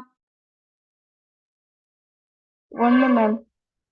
சட்டமன்றத்துக்கு ஆளுநர் எத்தனை உறுப்பினர்களை பரிந்துரைக்கலாம் அப்படின்னா இங்க ஆளுநர்லாம் வந்து பரிந்துரைக்கவே மாட்டாரு. ஓகேங்களா? சோ குடியரசுத் தலைவருக்கு தான் வந்து பாத்தீங்கன்னா இந்த ஆங்கிலோ இந்தியன் அது இதெல்லாம் வரும். சோ இதுல எதுவுமே கிடையாது. So answer option D. எதுவும் இல்லை. அடுத்து கவனிங்க. சட்டமன்ற தொகுதிகளின் குறைந்தபட்ச மற்றும் அதிகபட்ச எண்ணிக்கை எத்தனை? குறைஞ்சபட்சம் 60 இருக்கணும், அதிகபட்சம் 500க்கு மிகாம இருக்கணும் அப்படின்னு சொல்லி பார்த்திருப்போம். சோ ஆன்சர் என்னதுன்னா ஆப்ஷன் டி.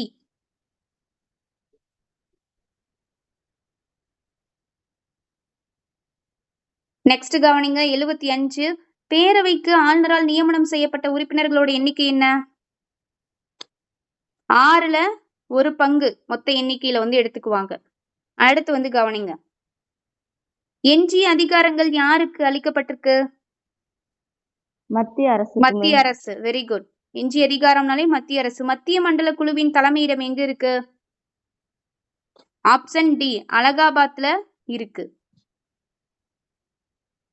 நெக்ஸ்ட் கவனிங்க. ஜம்மு மற்றும் காஷ்மீரின் சிறப்பு தகுதி கையாளக்கூடிய பகுதி இது. Option C. பகுதி 21. அடுத்து கவனிங்க. மிசோரம் இருக்குல்ல, அங்க நிர்ணயிக்கப்பட்டிருக்க சட்டமன்ற தொகுதிகளோட குறைந்தபட்ச எண்ணிக்கை என்ன? Option A 40.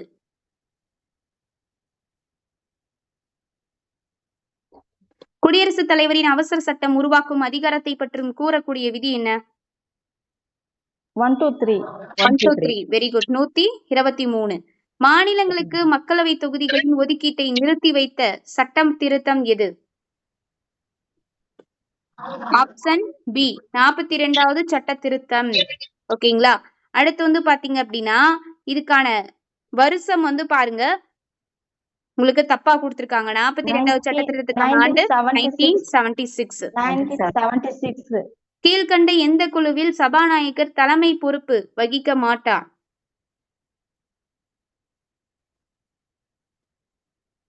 எதுக்கு வந்து இவர் தலைமை பொறுப்பு வகிக்க மாட்டாரு? சிறப்புரிமைகள் குழுக்கு தலைமை பொறுப்பு வகிக்க மாட்டார். Option D.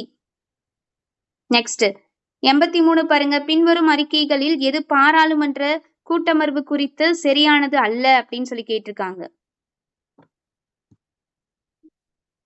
Option B. கூட்டமர்வு குடியரசுத் தலைவரால் கூட்டப்பட்டது அப்படிங்கிறது கரெக்ட் தான். கூட்டமர்வு மசோதா பில்கள் தீர்வு காண கூட்டப்பட்டது கரெக்ட் தான். கூட்டமர்வு செயல்முறை மக்களவை விதிகள் அடிப்படையில் நடத்தப்படுகிறது கரெக்ட் தான். அப்ப பொருந்தாத இருக்கிறது ஆப்ஷன் பி. நெக்ஸ்ட் கவனிங்க. எந்த விதி மூலமாக மாநிலங்களவை பாராளுமன்றத்திற்கு மாநில பட்டியலில் உள்ள பொருளடக்கம் மீது சட்டங்கள் உருவாக்க அங்கீகரிக்கிறது? Option B. 249. ஆன்சர் என்னன்னா ஆப்ஷன் பி. 249. அடுத்து வந்து கவனிங்க. 84க்கு வந்து ஆப்ஷன் பி. அடுத்து 85 கவனிங்க. அமர்வு நிறுத்தல் ஆணை யாரால் வெளியிடப்படும்? Option C. குடியரசு தலைவர். ஒரு சாதாரண மசோதா முடக்கம் பெறுவதற்கு அடையக்கூடிய கால வரம்பு என்ன? Option B. 6 மாதங்கள். அடுத்து தற்போது உச்ச நீதிமன்றத்துல இருக்க நீதிபதிகளோட எண்ணிக்கை என்ன? Option C. 31.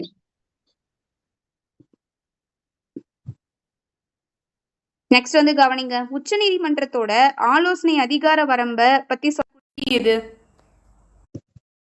கவனிங்க. உச்ச நீதிமன்றத்தின் ஆலோசனை அதிகார வரம்பை உள்ளடக்கியது எது? Option C. பிரிவு 143. அடுத்து கவனிங்க. மேண்டமஸ் இலக்கிய வடிவில் இதுக்கான பொருள் என்ன?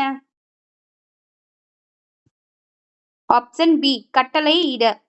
அடுத்து கவனிங்க. எந்த மாநிலத்தில் அதன் தலைநகரத்தில் உயர் நீதிமன்றம் கிடையாது?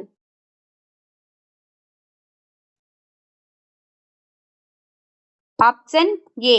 கேரளால அதோட தலைநகரத்துல உயர் நீதிமன்றம் அப்படிங்கிறது இல்ல. அடுத்து கவனிங்க. பஞ்சாயத்து ராஜுக்கு அரசியல் சாசன அந்தஸ்து வழங்குறதுக்கு எந்த குழு வந்து பரிந்துரைத்திருக்கு? எல்.எம். சிங்வி குழு. Very good. எல்.எம். சிங்வி குழு. Option B. அடுத்து சென்ட்ரல் விஜிலன்ஸ் கமிஷன், அதாவது மத்திய லஞ்ச ஒழிப்பு கமிஷனுக்கு சட்ட அந்தஸ்துங்கிறது எப்ப கொடுக்கப்பட்டது? சிவிசிக்கு 1964. Option C ma'am Option A, sir. 2003. Next கவனிங்க, மாநில பணியாளர் தேர்வாணையத்தின் தலைவர் மற்றும் உறுப்பினர்கள் ஓய்வு பெறக்கூடிய வயசு டிஎன்பிசி. ஆப்ஷன் ஏ 62 வருஷம். A 52. அடுத்து, நிதி கமிஷன் தலைவர்களின் பெயர்களை கால கிரகமாக வரிசைப்படுத்து அப்படின்னு சொல்லியிருக்காங்க. எப்படி வரும்? ஆப்ஷன் ஏ பந்த், குஜராவ், விஜய், கேல்கர் அப்படிங்கிறவங்க. அடுத்து,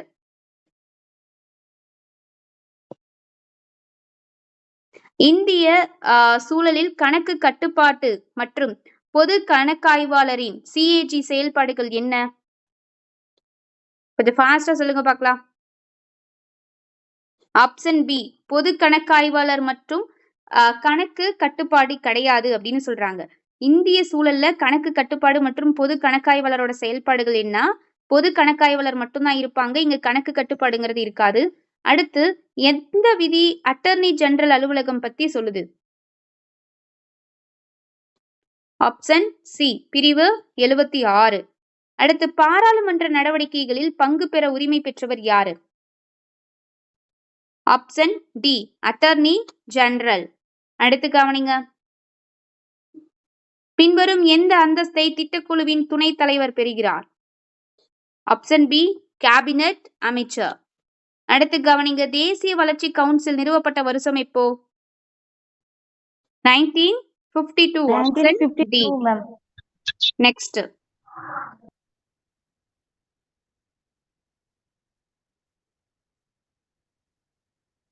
கீழ்கண்ட நபர்களில் எந்த நபர் மட்டும் மாநில மனித உரிமை கமிஷனின் தலைவர் மற்றும் உறுப்பினர்களை நீக்க முடியும்? ஆப்ஷன் ஏ குடியரசு தலைவர்.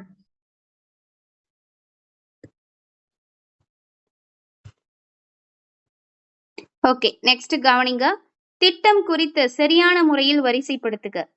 என்ன வரும்? ஃபர்ஸ்ட் திட்ட கமிஷன், அடுத்து அமைச்சரவை, அடுத்து தேசிய மேம்பாட்டு கவுன்சில், நாடாளுமன்றம். So answer option B. Next கவனிங்க, சிவிசி இருக்குல்ல, அதோட எந்த குழுவோட அது எந்த குழுவோட பரிந்துரைகளோட அடிப்படையில நிறுவப்பட்டுச்சு? சந்தானம் குழு. சந்தானம் குழு. Very good. Next, Lok Ayukta first உருவாக்கப்பட்ட மாநிலம் எது? மகாராஷ்டிரா. பார்த்திருப்போமா அடிக்கடி? Option C Maharashtra. வரும் புகார்களை விசாரிக்கும் நுட்பம் முதல்ல உருவாக்கப்பட்ட ஜனநாயக நாடு எது? ஆப்ஷன் ஏ ஸ்வீடன் நாட்டுல. அடுத்து கவனிங்க, ஒரு கட்சி தேசிய கட்சியா அங்கீகரிக்கப்படணும்னு வச்சுக்கோங்க, அது எத்தனை மாநிலங்கள்ல மாநில கட்சியா அங்கீகரிக்கப்பட்டிருக்கணும்? பார்த்திருக்கோம், 4 மாநிலத்துல. ஆப்ஷன் டி 4 மாநிலங்கள். Very good. அடுத்து கவனிங்க, ஆங்கிலம் ஒரு ஆட்சி மொழியா எந்த மாநிலத்துல கிடையாது? மணிப்பூர்ல கிடையாது. நாகாலாந்து, மேகாலயா, அருணாச்சல பிரதேசத்தெல்லாம் இருக்கு. முதல்ல நாகாலாந்துக்கு பார்த்திருப்போம். அடுத்து கவனிங்க, நிர்வாக தீர்ப்பாயங்கள் அமைப்பு அமைக்கப்பட்டது எப்போ? 1985 சட்டம். ஓகேங்களா? Option B. நெக்ஸ்ட்,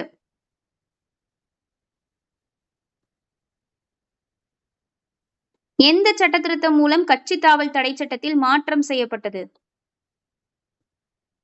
ஆப்ஷன் 91வது சட்ட திருத்தம் 2003. இது ரொம்ப முக்கியம். கீழ்கண்டவற்றில் தேர்தல் சீர்திருத்த குழு எது? தினேஷ் கோஸ்வாமி குழு. Yes, answer option D Dinesh Goswami குழு. அடுத்து, அணு ஆயுத சோதனை தடை ஒப்பந்தம் கையெழுத்திடப்பட்டது எப்போ? Option B 1960. நெக்ஸ்ட் கவனிங்க, முதல் தேர்தல் ஆணையர் யாரு? செடல் வாட்சன். ஓகே, நெக்ஸ்ட் பாருங்க, தேசிய ஒருங்கிணைப்பு குழு அமைக்கப்பட்டது எப்பொழுது? Option A 1961. அடுத்து கவனிங்க, திட்டமிடல் ஆணையத்தின் முதல் துணைத் தலைவர் யாரு? குல்சாரிலால் நந்தா. குல்சாரிலால் நந்தா. Very good. அடுத்து கவனிங்க, எந்த விதி இந்திய பொது கணக்கு பற்றி பேசுகிறது? Option B 266 266. எந்த சட்ட திருத்தம் அனைத்து இந்திய நீதி சேவையை உருவாக்குவதற்கு வகை செய்கிறது? ஆப்ஷன் ஏ 42வது சட்ட திருத்தம். Option A. நெக்ஸ்ட் கவனிங்க, தற்போது மக்களவையில் தேர்ந்தெடுக்கப்படும் உறுப்பினர்களின் எண்ணிக்கை எத்தனை? 543. ஆப்ஷன் 545. நல்லா கவனிங்க, தேர்ந்தெடுக்கப்படுற உறுப்பினர்கள் வந்து 543 தான், இருக்கிறவங்க தான் நான் 2 545. ஆங்கில இந்தியும் சேர்த்து சொல்லிட்டேன் மேம். ஓகே. கீழ்கண்டவர்களில் மறைமுகமா தேர்ந்தெடுக்கப்படுறது யாரு? ஆப்ஷன் பி மாவட்ட பஞ்சாயத்து தலைவர். அடுத்து கவனிங்க, ஐக்கிய நாடுகள் அப்படிங்கிற சொல்லி யாரால ஃபர்ஸ்ட் சொல்லப்பட்டுச்சு? Franklin Roosevelt. அடுத்து மாநிலத்தின் உயர்ந்த செயற்குழு அதிகாரம் கொண்டிருப்பவர் யார்? ஆப்ஷன் ஏ குடியரசு தலைவர். அடுத்து கவனிங்க, மனிதன் ஒரு சமூக விலங்கு என்ற மேற்கோள் யாரால சொல்லப்பட்டுச்சு? அரிஸ்டாட்டில். Very good. இந்திய அரசியலமைப்பு ஒன்றியத்தின் நிர்வாக அதிகாரத்தை யாரிடம் வழங்குகிறது? இந்திய அரசியலமைப்பு பாராளுமன்றம் மேம். இந்திய அரசியலமைப்பு ஒன்றியத்தோட நிர்வாக அதிகாரம் குடியரசுத் தலைவர் மேம். ஜனாதிபதி. ஓகே, நிர்வாக அதிகாரம் அப்படின்னா யார்கிட்ட இருக்கு? ஜனாதிபதி தான், அதை யோசிக்கவே கூடாது. அடுத்து, இந்திய அரசியலமைப்பு சட்டத்தின் அவசர சட்டங்கள் எங்கிருந்து கடன் வாங்கப்பட்டது?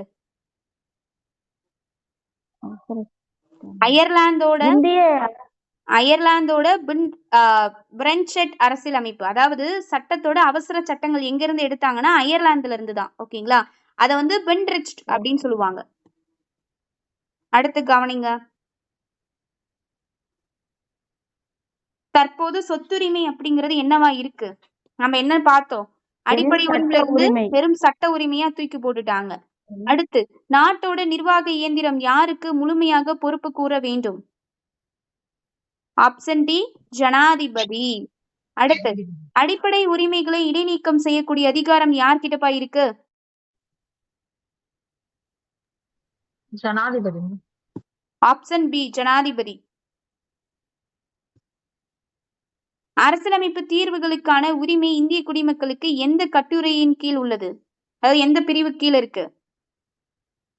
ஆப்ஷன் 32. தீர்வுகளுக்கான உரிமை, அரசியலமைப்பு தீர்வு காணும் உரிமைனே பார்த்திருக்கோம். ஒரு மனிதனுடைய அடிப்படை உரிமை பாதிக்கப்படும் போது அரசியலமைப்புக்கு உட்பட்டு தீர்வு காணும் உரிமைன்னு இந்த 32 பார்த்திருப்போம். ஓகேங்களா. அடுத்து, இந்தியாவோட வெளியுறவு கொள்கையின் தலைமை வடிவமைப்பாளர் யாரு? Option B Jawaharlal Nehru. அடுத்து, இதுக்கு வந்து அம்பேத்கர் எல்லாம் போட்டக்கூடாது. அம்பேத்கர் ஆப்ஷன்லயும் கொடுக்கலாம், ஆனா அம்பேத்கர் கிடையாது. வெளியுறவு கொள்கைனா அது வந்து ஜவஹர்லால் நேரு. வரைவு குழுனாதான் யாரு வருவாங்க? அம்பேத்கர். ராஜிந்தர் சச்சார் கமிட்டி இந்திய அரசால நியமிக்கப்பட்டுச்சுல, எப்போ? Option B 2005. அரசியலமைப்போட வரைவு நிறைவடைந்தது எப்போ? Option C 26 November 1949. அப்பதான் முடிச்சிருப்பாங்க. கிராம பஞ்சாயத்துகளின் அமைப்பு அரசியலமைப்பில் எந்த தலைப்பின் கீழ் இணைக்கப்பட்டுள்ளது? ஆப்ஷன் டி மாநில கொள்கையின் வழிகாட்டுதல் கோட்பாடுகள். நெக்ஸ்ட் கவனிங்க, இந்திய அரசியலமைப்பு யாரால் ஏற்றுக்கொள்ளப்பட்டது? அரசியலமைப்பு சபை. அடுத்து, பொதுநல வழக்குகள் யார்கிட்ட அதிகம் தொடர்புடையதா இருக்கும்? ஆப்ஷன் பி நீதித்துறை ஆய்வு கிட்டதான். அடுத்து கவனிங்க, நீதித்துறை மறு ஆய்வு என்பது உச்ச நீதிமன்றத்தை என்ன வரும்? உயர் நீதிமன்றத்தால் தீர்ப்புகள் வழங்கப்பட்ட வழக்குகளை பரிசீலனை செய்யலாம். அடுத்து, சமத்துவத்திற்கான உரிமை அப்படிங்கிறது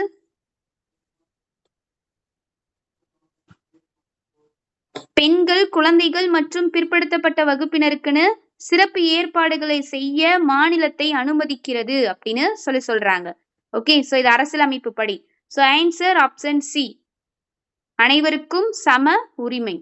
அடுத்து கவனிங்க, இந்திய அரசியலமைப்பில் உள்ள அடிப்படை கடமைகள் தொடர்பான பின்வரும் அறிக்கைகளில் எது சரியானது? ஃபர்ஸ்ட், ரீட் அதிகார வரம்பு மூலம் அடிப்படை கடமைகளை செயல்படுத்தலாம். கூற்று 2, அரசியலமைப்பு ஏற்றுக்கொள்ளப்பட்டதில் இருந்து அடிப்படை கடமைகள் அதன் ஒரு பகுதியாக உருவாகியுள்ளன. கூற்று 3, ஸ்வரன் சிங் குழுவின் பரிந்துரைகளின்படி அடிப்படை கடமைகள் அரசியலமைப்பின் ஒரு பகுதியாக மாறியது. அடிப்படை கடமைகள் இந்திய குடிமக்களுக்கு மட்டுமே பொருந்தும். என்ன வரும்? 35க்கு ஆன்சர் என்ன? Writ Option C. அதிகார வரம்பு மூலம் அடிப்படை கடமைகளை செயல்படுத்தலாம்னு சொல்லியிருக்காங்க, இது இல்ல. அடுத்து, அரசியலமைப்பு ஏற்றுக்கொள்ளப்பட்டதில் இருந்து அடிப்படை கடமைகள் அதோட ஒரு பகுதியா உருவாயிருக்குன்னு சொல்றாங்க. இது கவனிங்க. சோ இது ஒரு பகுதியாலாம் கிடையாது. ஏற்றுக்கொள்ளப்பட்டதுல இருந்து அடிப்படை கடமைகள் அதோட ஒரு பகுதியா உருவாகி இருக்குன்னு சொல்றாங்க, இல்ல. ஸ்வரன் சிங் குழுவின் பரிந்துரைகளின்படி அடிப்படை கடமைகள் அரசியலமைப்பின் ஒரு பகுதியா மாறி இருக்கு. இந்த பாயிண்ட் தான் கரெக்ட். அடுத்து, அடிப்படை கடமைகள் இந்திய குடிமக்களுக்கு மட்டுமே பொருந்தும் அப்படிங்கிறது சரி. அப்ப ஆப்ஷன் டி, 3, 4 மட்டும். அடுத்து கவனிங்க, மாநில கொள்கையின் கட்டளை கோட்பாடுகளில் குறிப்பிடப்பட்டுள்ள ஒரு சீரான சிவில் குறியீடு எதை உறுதி செய்கிறது? சமூகத்தின் பலவீனமான பிரிவினருக்கு ஆதரவு அப்படிங்கிறது. அடுத்து கவனிங்க,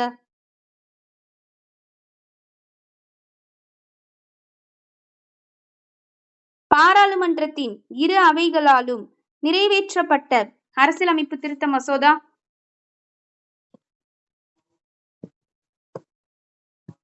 ஜனாதிபதியின் ஒப்புதல் தேவை. அடுத்து, தேவை. அரசியலமைப்பின் சில திருத்தங்களை அங்கீகரிக்க எத்தனை பேர் தேவை? ஆப்ஷன் ஏ, எண்ணிக்கையில பாதிக்கும் குறையாத இருக்கணும். அடுத்து கவனிங்க, உச்சநீதிமன்றம் விதிகளை விளக்குவதற்கு முன்னுரிமையை செயல்படுத்தலாம் என்று கூறியுள்ளது. கூற்று 1, மாநில கொள்கையின் வழிகாட்டுதல் கோட்பாடுகள். கூற்று 2, அடிப்படை உரிமைகள். கூற்று 3, யூனியன் மற்றும் மாநிலங்களுக்கு இடையிலான உறவு. என்னதான் வரும்?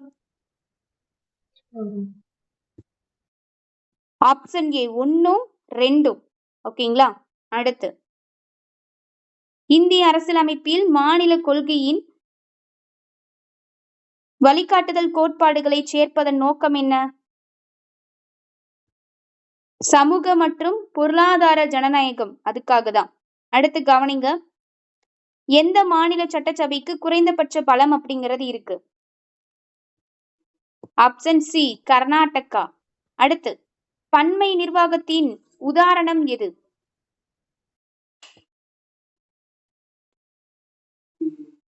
Option B, Netherlands. அடுத்து,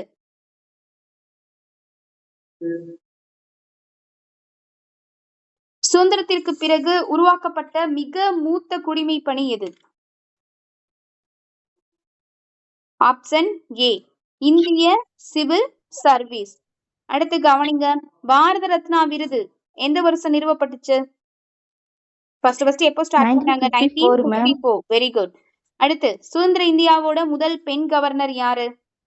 ஆப்ஷன் ஏ, சரோஜினி நாயுடு. பின்வருவனவற்றில் கடைசியாக சிறந்த நாடாளுமன்றவாதி விருதை வென்றவர் யாரு?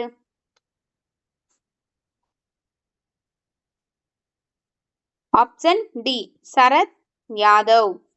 அடுத்து, பின்வருவனவற்றில் எது கன்கரண்ட் லிஸ்டில் இல்லை? வெளியுறவு கொள்கைங்கிறது இருக்காது. திருமணம் மற்றும் விவாகரத்து, செய்தித்தாள், முத்திரை கட்டணம் வரும், இது மட்டும் வராது. அடுத்து கவனிங்க, சர்வ சிக்ஷா அபியான் இது SSA முக்கிய கல்வி திட்டங்கள்ல ஒன்றான எதோட இணைக்கப்பட்டிருக்கு? ஆப்ஷன் ஏ, தொடக்க கல்வி. 27வது இந்திரா காந்தி அமைதி பரிசு வென்றவர் யாரு? Option B, Angela Merkel. அடுத்து கவனிங்க, பஞ்சாயத்து ராஜ் தினம் அனுசரிக்கப்படுறது எப்போ பார்த்தோமா? Option April 24. 24. சி. ஏப்ரல் 24. அடுத்து கவனிங்க, மத்திய விஜிலன்ஸ் கமிஷன் நிறுவப்பட்ட வருஷம். CVC 64 ma'am. 1964. வெரி 1964. குட். அடுத்து சிஆர்பிஎஃப் ஓட முதல் பெண் சிறப்பு இயக்குனர் general, first woman special director general. Option B Aruna Bahuguna. இதெல்லாம் அந்த முதன்மை பெண்களுக்கு பார்த்துக்கணும். அடுத்து கவனிங்க, 6வது ஊதிய குழுவின் தலைவர் யார்? Option B PN Sri Krishna. அடுத்து கவனிங்க, எம்பிக்கள், எம்எல்ஏக்கள், மக்கள் பிரதிநிதிகள் மற்றும் அவர்கள் அரசு அலுவலகங்களுக்கு செல்லும் போது மரியாதையுடனும் நடத்தப்பட வேண்டும். மாவட்ட அளவிலான அதிகாரி ஒருவர் தனக்கு கீழ் பணிபுரிபவர்களுக்கு இந்த விஷயத்தை புரிய வைக்க வேண்டும். அவர் அப்ப என்ன பண்ணணும்?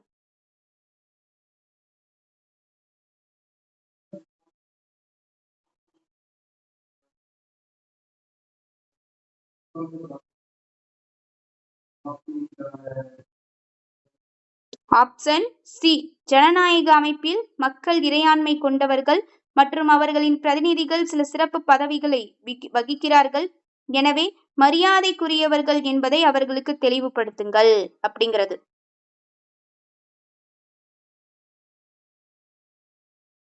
நெக்ஸ்ட் பாருங்க, பின்வருவனவற்றில் எது அடிப்படை கடமை அல்லாதது அப்படின்னு சொல்லி கேட்டிருக்காங்க. ஃபர்ஸ்ட், அரசியலமைப்பிற்கு கட்டுப்பட்டு அதன் லட்சியங்கள் மற்றும் நிறுவனங்களான தேசிய கொடி மற்றும் தேசிய கீதத்தை மதிக்க வேண்டும். கரெக்ட் தான். இயற்கை சூழலை பாதுகாக்கணும், மேம்படுத்தணும். கரெக்ட் தான். அடுத்து, சர்வதேச அமைதி மற்றும் பாதுகாப்பை மேம்படுத்துறது கிடையாது. இந்தியாவோட இறையாண்மை, ஒற்றுமை, ஒருமைப்பாட்டை நிலைநிறுத்தவும் பாதுகாக்கவும். இது கரெக்ட். அப்ப என்ன வருது? ஆப்ஷன் சி 3 மட்டும். நெக்ஸ்ட் வந்துட்டு கவனிங்க, சந்தானம், அதாவது பின்வரும் அறிக்கைகளை கவனிங்கள். சந்தானம் கமிஷன் பரிந்துரையின் பேரில் மத்திய விஜிலன்ஸ் கமிஷன் அமைக்கப்பட்டுள்ளது. சிவிசி இந்த ஆண்டு தனது பொன் விழாவை கொண்டாடுகிறது. மத்திய விஜிலன்ஸ் கமிஷனர் இந்திய தலைமை நீதிபதியால் நியமிக்கப்படுகிறார். சிவிசி என்பது ஒரு உறுப்பு அமைப்பு அப்படின்னு சொல்லியிருக்காங்க. என்ன ஆன்சர் வரும்? எது இதுல சரியானது? இது ஒரு உறுப்பு அமைப்பு கிடையாது. மத்திய விஜிலன்ஸ் கமிஷனர் இந்திய தலைமை நீதிபதியால நியமிக்கப்படுறாதுங்கிறது தவறு. ஓகேங்களா? அதனால அப்போ இங்க வந்து யார் வருவாருன்னா குடியரசுத் தலைவர் வருவாரு. சந்தானம் கமிஷன் பரிந்துரையின் பேரில் மத்திய விஜிலன்ஸ் கமிஷன் அமைக்கப்பட்டிருக்கு. சிவிசி இந்த வருஷம் பொன் விழாவை கொண்டாடுதுன்னு சொல்றாங்க. சோ ரெண்டும் சரி. Option A. அடுத்து, பின்வரும் அறிக்கைகளை கவனிங்கள். ஃபர்ஸ்ட், ஜன் லோக்பால் மசோதா ஊழல் வழக்குகளை விசாரிக்க ஒரு சுயாதீன அமைப்பை நியமிப்பதை நோக்கமாக கொண்டுள்ளது. அடுத்து கூற்று 2, ஜன் லோக்பால் மசோதா ஊழலை தடுக்கவும் குடிமக்களின் குறைகளை ஈடுகட்டவும் விசில் ஊதுவோரை பாதுகாக்கவும் நோக்கமாக உள்ளது. அடுத்து கூற்று 3, லோக்பால் அப்படிங்கிற வார்த்தைய LM சிங்வி உருவாக்கினார்.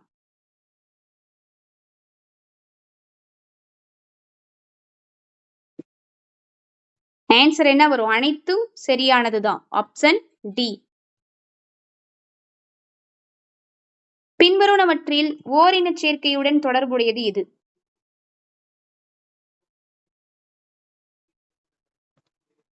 Option A IPC 377.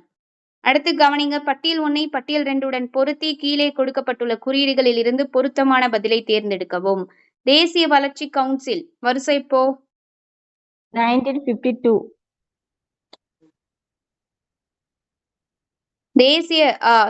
தேசிய வளர்ச்சி கவுன்சில் அப்படிங்கிறது ஃபர்ஸ்ட் என்ன வரும் அப்படின்னா 1952. அடுத்து 52. திட்டக்குழு 1950. Very good. திட்டக்குழுக்கு அப்புறம் தான் என்ன பண்ணிருப்பாங்க? நிதி ஆயோக் இப்ப ஜனவரி 1, 2015 ஆரம்பிச்சிருக்காங்க. அடுத்து, வர்த்தக மற்றும் உலக வர்த்தக அமைப்பு 1995. வர்த்தகம் மற்றும் சேவைகள் மீதான பொது ஒப்பந்தம் 1947. அப்ப என்ன ஆன்சர் வருது? 2143. நெக்ஸ்ட் கவனிங்க, பின்வரும் அறிக்கைகளில் கவனிங்கள் அப்படின்னு சொல்லி கொடுத்திருக்காங்க. கவனிங்க, கூற்று 1 1993 மனித உரிமைகள் பாதுகாப்பு சட்டம் மாநில மனித உரிமைகள் ஆணையத்தை வழங்குகிறது அப்படின்னு சொல்லியிருக்காங்க. கூற்று 2 தேசிய மனித உரிமைகள் ஆணையம் முழுமையான அதிகாரங்களை கொண்ட ஒரு தலைவரை கொண்ட ஒற்றை உறுப்பு அமைப்பாகும். கூற்று 3 சுப்ரீம் கோர்ட் ஒப்புதல் அளித்தால் தேசிய மனித உரிமை ஆணையத்தின் தலைவரை ஜனாதிபதி நீக்க முடியும். இதுல சரியான பதில் என்ன? மேம் எதுவுமே இல்லை மேம். எதுவுமே இல்லையா? 1 தப்பு மேம். இல்லையே, 1993 தானே தேசிய மனித உரிமைகள் பாதுகாப்பு சட்டம் அல்லது ஆனா ஆணையம். மாநில மனித உரிமை சோ கவனிங்க, அப்போ ஃபர்ஸ்ட் கரெக்ட். அடுத்து தேசிய மனித உரிமைகள் ஆணையம் முழுமையான அதிகாரங்களை கொண்ட ஒரு தலைவரை கொண்ட ஒற்றை உறுப்பு அமைப்புன்னு சொல்லியிருக்காங்க. இல்ல, இங்க சொல்லப்பட்டிருக்கிறது எல்லாமே தேசிய மனித உரிமை ஆணையம். அதை வச்சு அடுத்த பாயிண்ட் சொல்லியிருக்காங்க. சுப்ரீம் கோர்ட் ஒப்புதல் கொடுத்தாங்க அப்படின்னா தேசிய மனித உரிமை ஆணையத்தோட தலைவரை ஜனாதிபதி நீக்க முடியும். கரெக்ட் தான். அப்ப என்னது? இல்ல. ஆப்ஷன் சி 1 மற்றும் 3 சரியானது.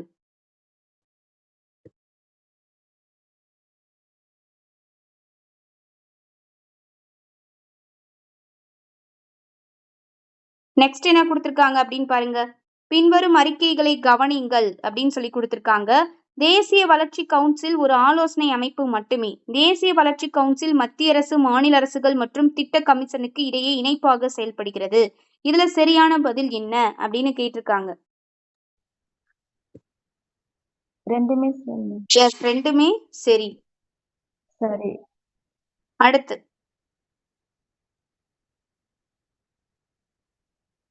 பின்வரும் அறிக்கைகளை கவனிங்கள். கூற்று 1 தேசிய மனித உரிமைகள் ஆணையம் NHRC மனித உரிமை மீறல் குறித்து சுயமாக விசாரிக்க முடியும்.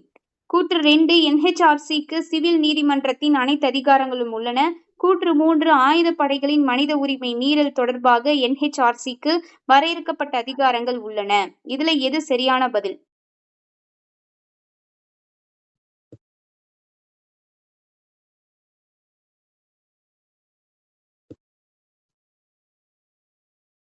அனைத்தும் சரியானதுதான். தேசிய மனித உரிமைகள் ஆணையம் மனித உரிமை மீறல் பத்தி சுயமா விசாரிக்கலாம்.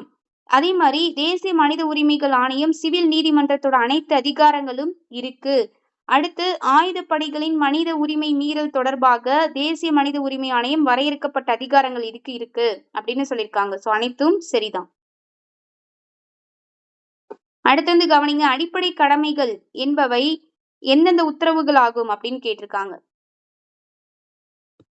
ஆப்ஷன் பி குடிமகன். அடுத்து கவனிங்க,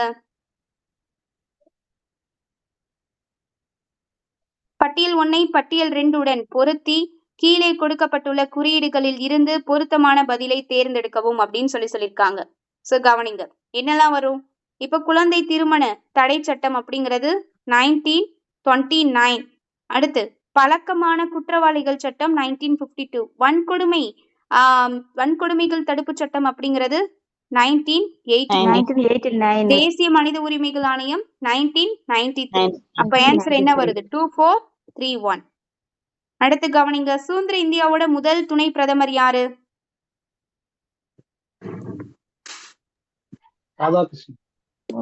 option C Rajendra Prasad. Option C.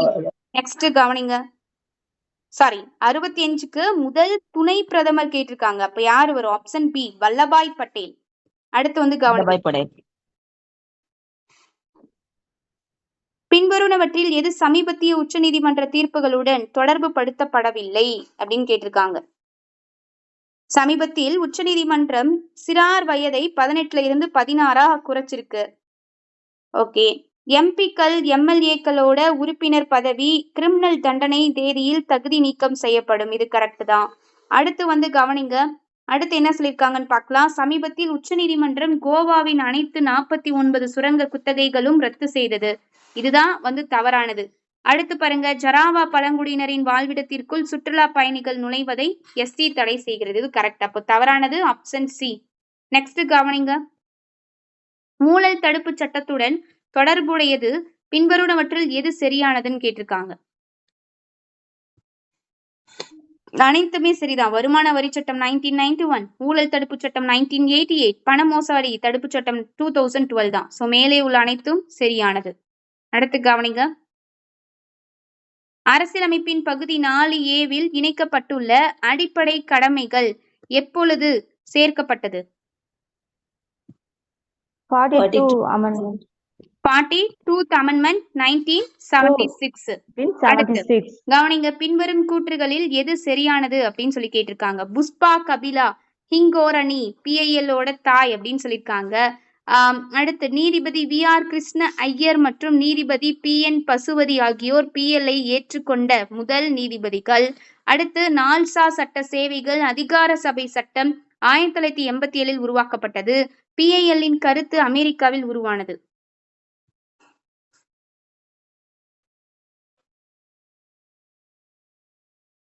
என்ன ஆன்சர் வரும்?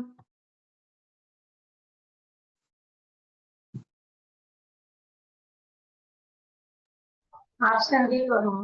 Option D. இது அனைத்தும் கரெக்ட் தான். அடுத்து வந்து கவனிங்க. பின்வரும் ஏஜென்ட்ஸ்களில் பொது கருத்தை உருவாக்க உதவுவது எது?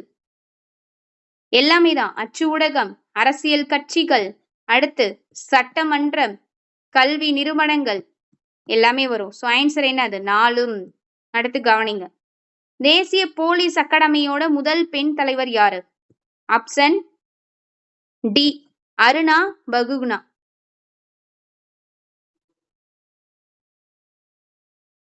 பின்வரும் அறிக்கைகளை கவனியுங்கள். ஊழலை புகாரளிக்கும் நபர்களுக்கு போதுமான பாதுகாப்பை வழங்க விசில் லோவர்ஸ் பாதுகாப்பு மசோதா முயல்கிறது. கூற்று 2. இந்த மசோதா ஊழல் குறித்த தகவல்களை வெளியிட நபர்களை ஊக்குவிப்பதற்காக வழக்கமான பொறிமுறையை அமைப்பதை நோக்கமாக கொண்டுள்ளது. கீழே கொடுக்கப்பட்ட விருப்பங்களிலிருந்து சரியான பதிலை தேர்ந்தெடுக்கவும்.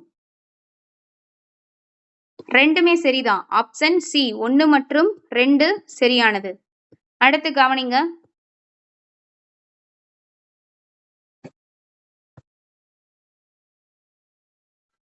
பின்வரும் அறிக்கைகளை கவனிங்கள். 1955 ராஜாஜிக்கு பாரத் ரத்னா விருது வந்து வழங்கப்பட்டிருக்கிறதா சொல்றாங்க. அடுத்து வந்து கவனிங்க. இது வந்து என்னது? கரெக்ட் தான். அவருக்கு 1955 தான் பாரத் ரத்னா விருது வழங்கப்பட்டிருக்கும். ராஜாஜி 1937 மற்றும் 51 2 முறை மெட்ராஸ் பிரசிடென்சியோட முதலமைச்சரானாரு. கரெக்ட் தான். ராஜாஜி சக்கரவர்த்தி திருமகள், வியாசர் விருந்து போன்ற நூல்களை எழுதியிருக்காரு. இது எல்லாமே சரியானதுதான். சோ ஆன்சர் ஆப்ஷன் ஏ அனைத்தும். அடுத்து வந்து கவனிங்க. பின்வரும் அறிக்கைகளை கவனிங்கள் அப்படின்னு சொல்லியிருக்காங்க. ஃபர்ஸ்ட் கவனிங்க. தேசிய மின் ஆளுமை திட்டம் NEGP, மின்னணுவியல் மற்றும் தகவல் தொழில்நுட்பத்துறை DEIT மற்றும் நிர்வாக சீர்திருத்தங்கள் மற்றும் பொது குறைகள் துறை DRBG ஆகியவற்றால் உருவாக்கப்பட்டது. கூற்று 2. குடிமக்கள் மற்றும் வணிகங்களுக்கு அரசாங்க சேவைகளை வழங்குவதை மேம்படுத்துவதை NEGP நோக்கமாக கொண்டுள்ளது. இந்த விருப்பங்கள்ல சரியான பதிலை தேர்ந்தெடுக்க அப்படின்னு சொல்லி கேட்டிருக்காங்க. என்ன வரும்?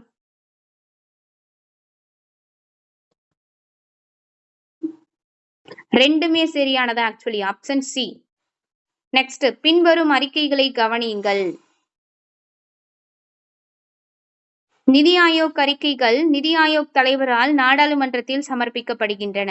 நிதி ஆணையம் 6 வருஷத்துக்கு ஒரு முறை அமைக்கப்படுகிறது.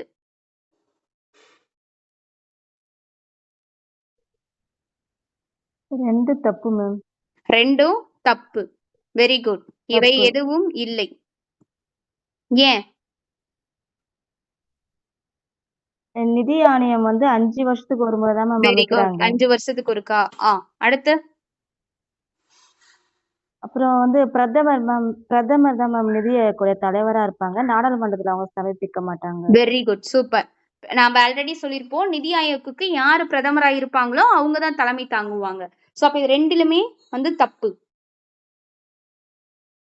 அடுத்து கவனிங்க. பின்வரும் அறிக்கைகளை கவனிங்கள். கூற்று ஸ்வரன் சிங் கமிட்டியோட பரிந்துரைகளின் அடிப்படையில் இந்திய அரசியலமைப்பில் அடிப்படை கடமைகள் சேர்க்கப்பட்டுள்ளன.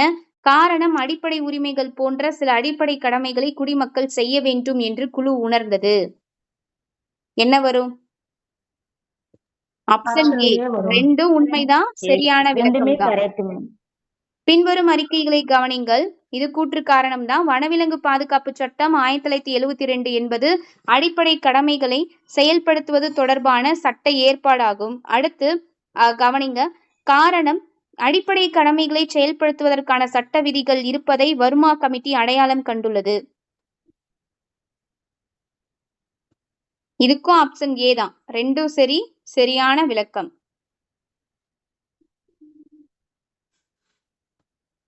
அடுத்து கவனிங்க. கூற்று காரணம் தான். நிதி ஆயோக்கின் பரிந்துரைகள் அவற்றை செயல்படுத்துவதற்கு இந்திய அரசை கட்டுப்படுத்தும். காரணம், நிதி ஆயோக் பரிந்துரைகள் மீது எடுக்கப்பட்ட நடவடிக்கைகள் குறித்த விளக்க குறிப்புடன் குடியரசுத் தலைவர் நாடாளுமன்றத்தின் 2 அவைகளிலும் முன்வைக்கிறார்.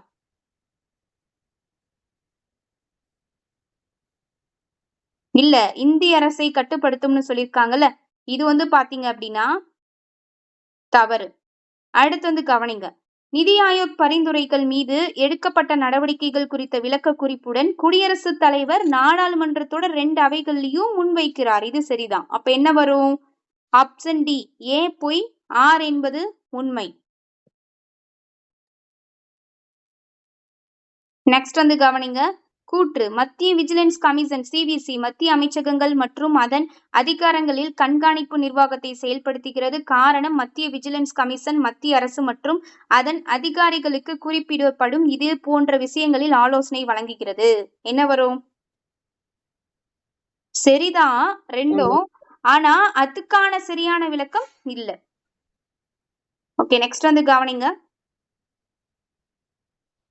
பின்வரும் அறிக்கைகளை கவனிங்கள். கூற்று, ஊழல் தடுப்பு சட்டம் 1988 கீழ் அதிகாரிகள் மீதான எந்த ஒரு புகாரையும் மத்திய விஜிலன்ஸ் கமிஷன் விசாரிக்கிறது. காரணம், ஊழல் தடுப்பு சட்டம் 1988 கீழ் குற்றங்களை விசாரிப்பது தொடர்பான சிபிஐயின் கண்காணிப்பு மத்திய விஜிலன்ஸ் கமிஷனிடம் உள்ளது. என்ன வரும்? ஆப்ஷன் பி, ஏ மற்றும் ஆர் ரெண்டும் உண்மை. ஆனா காரணம் அப்படிங்கிறது சரியான விளக்கம் கிடையாது.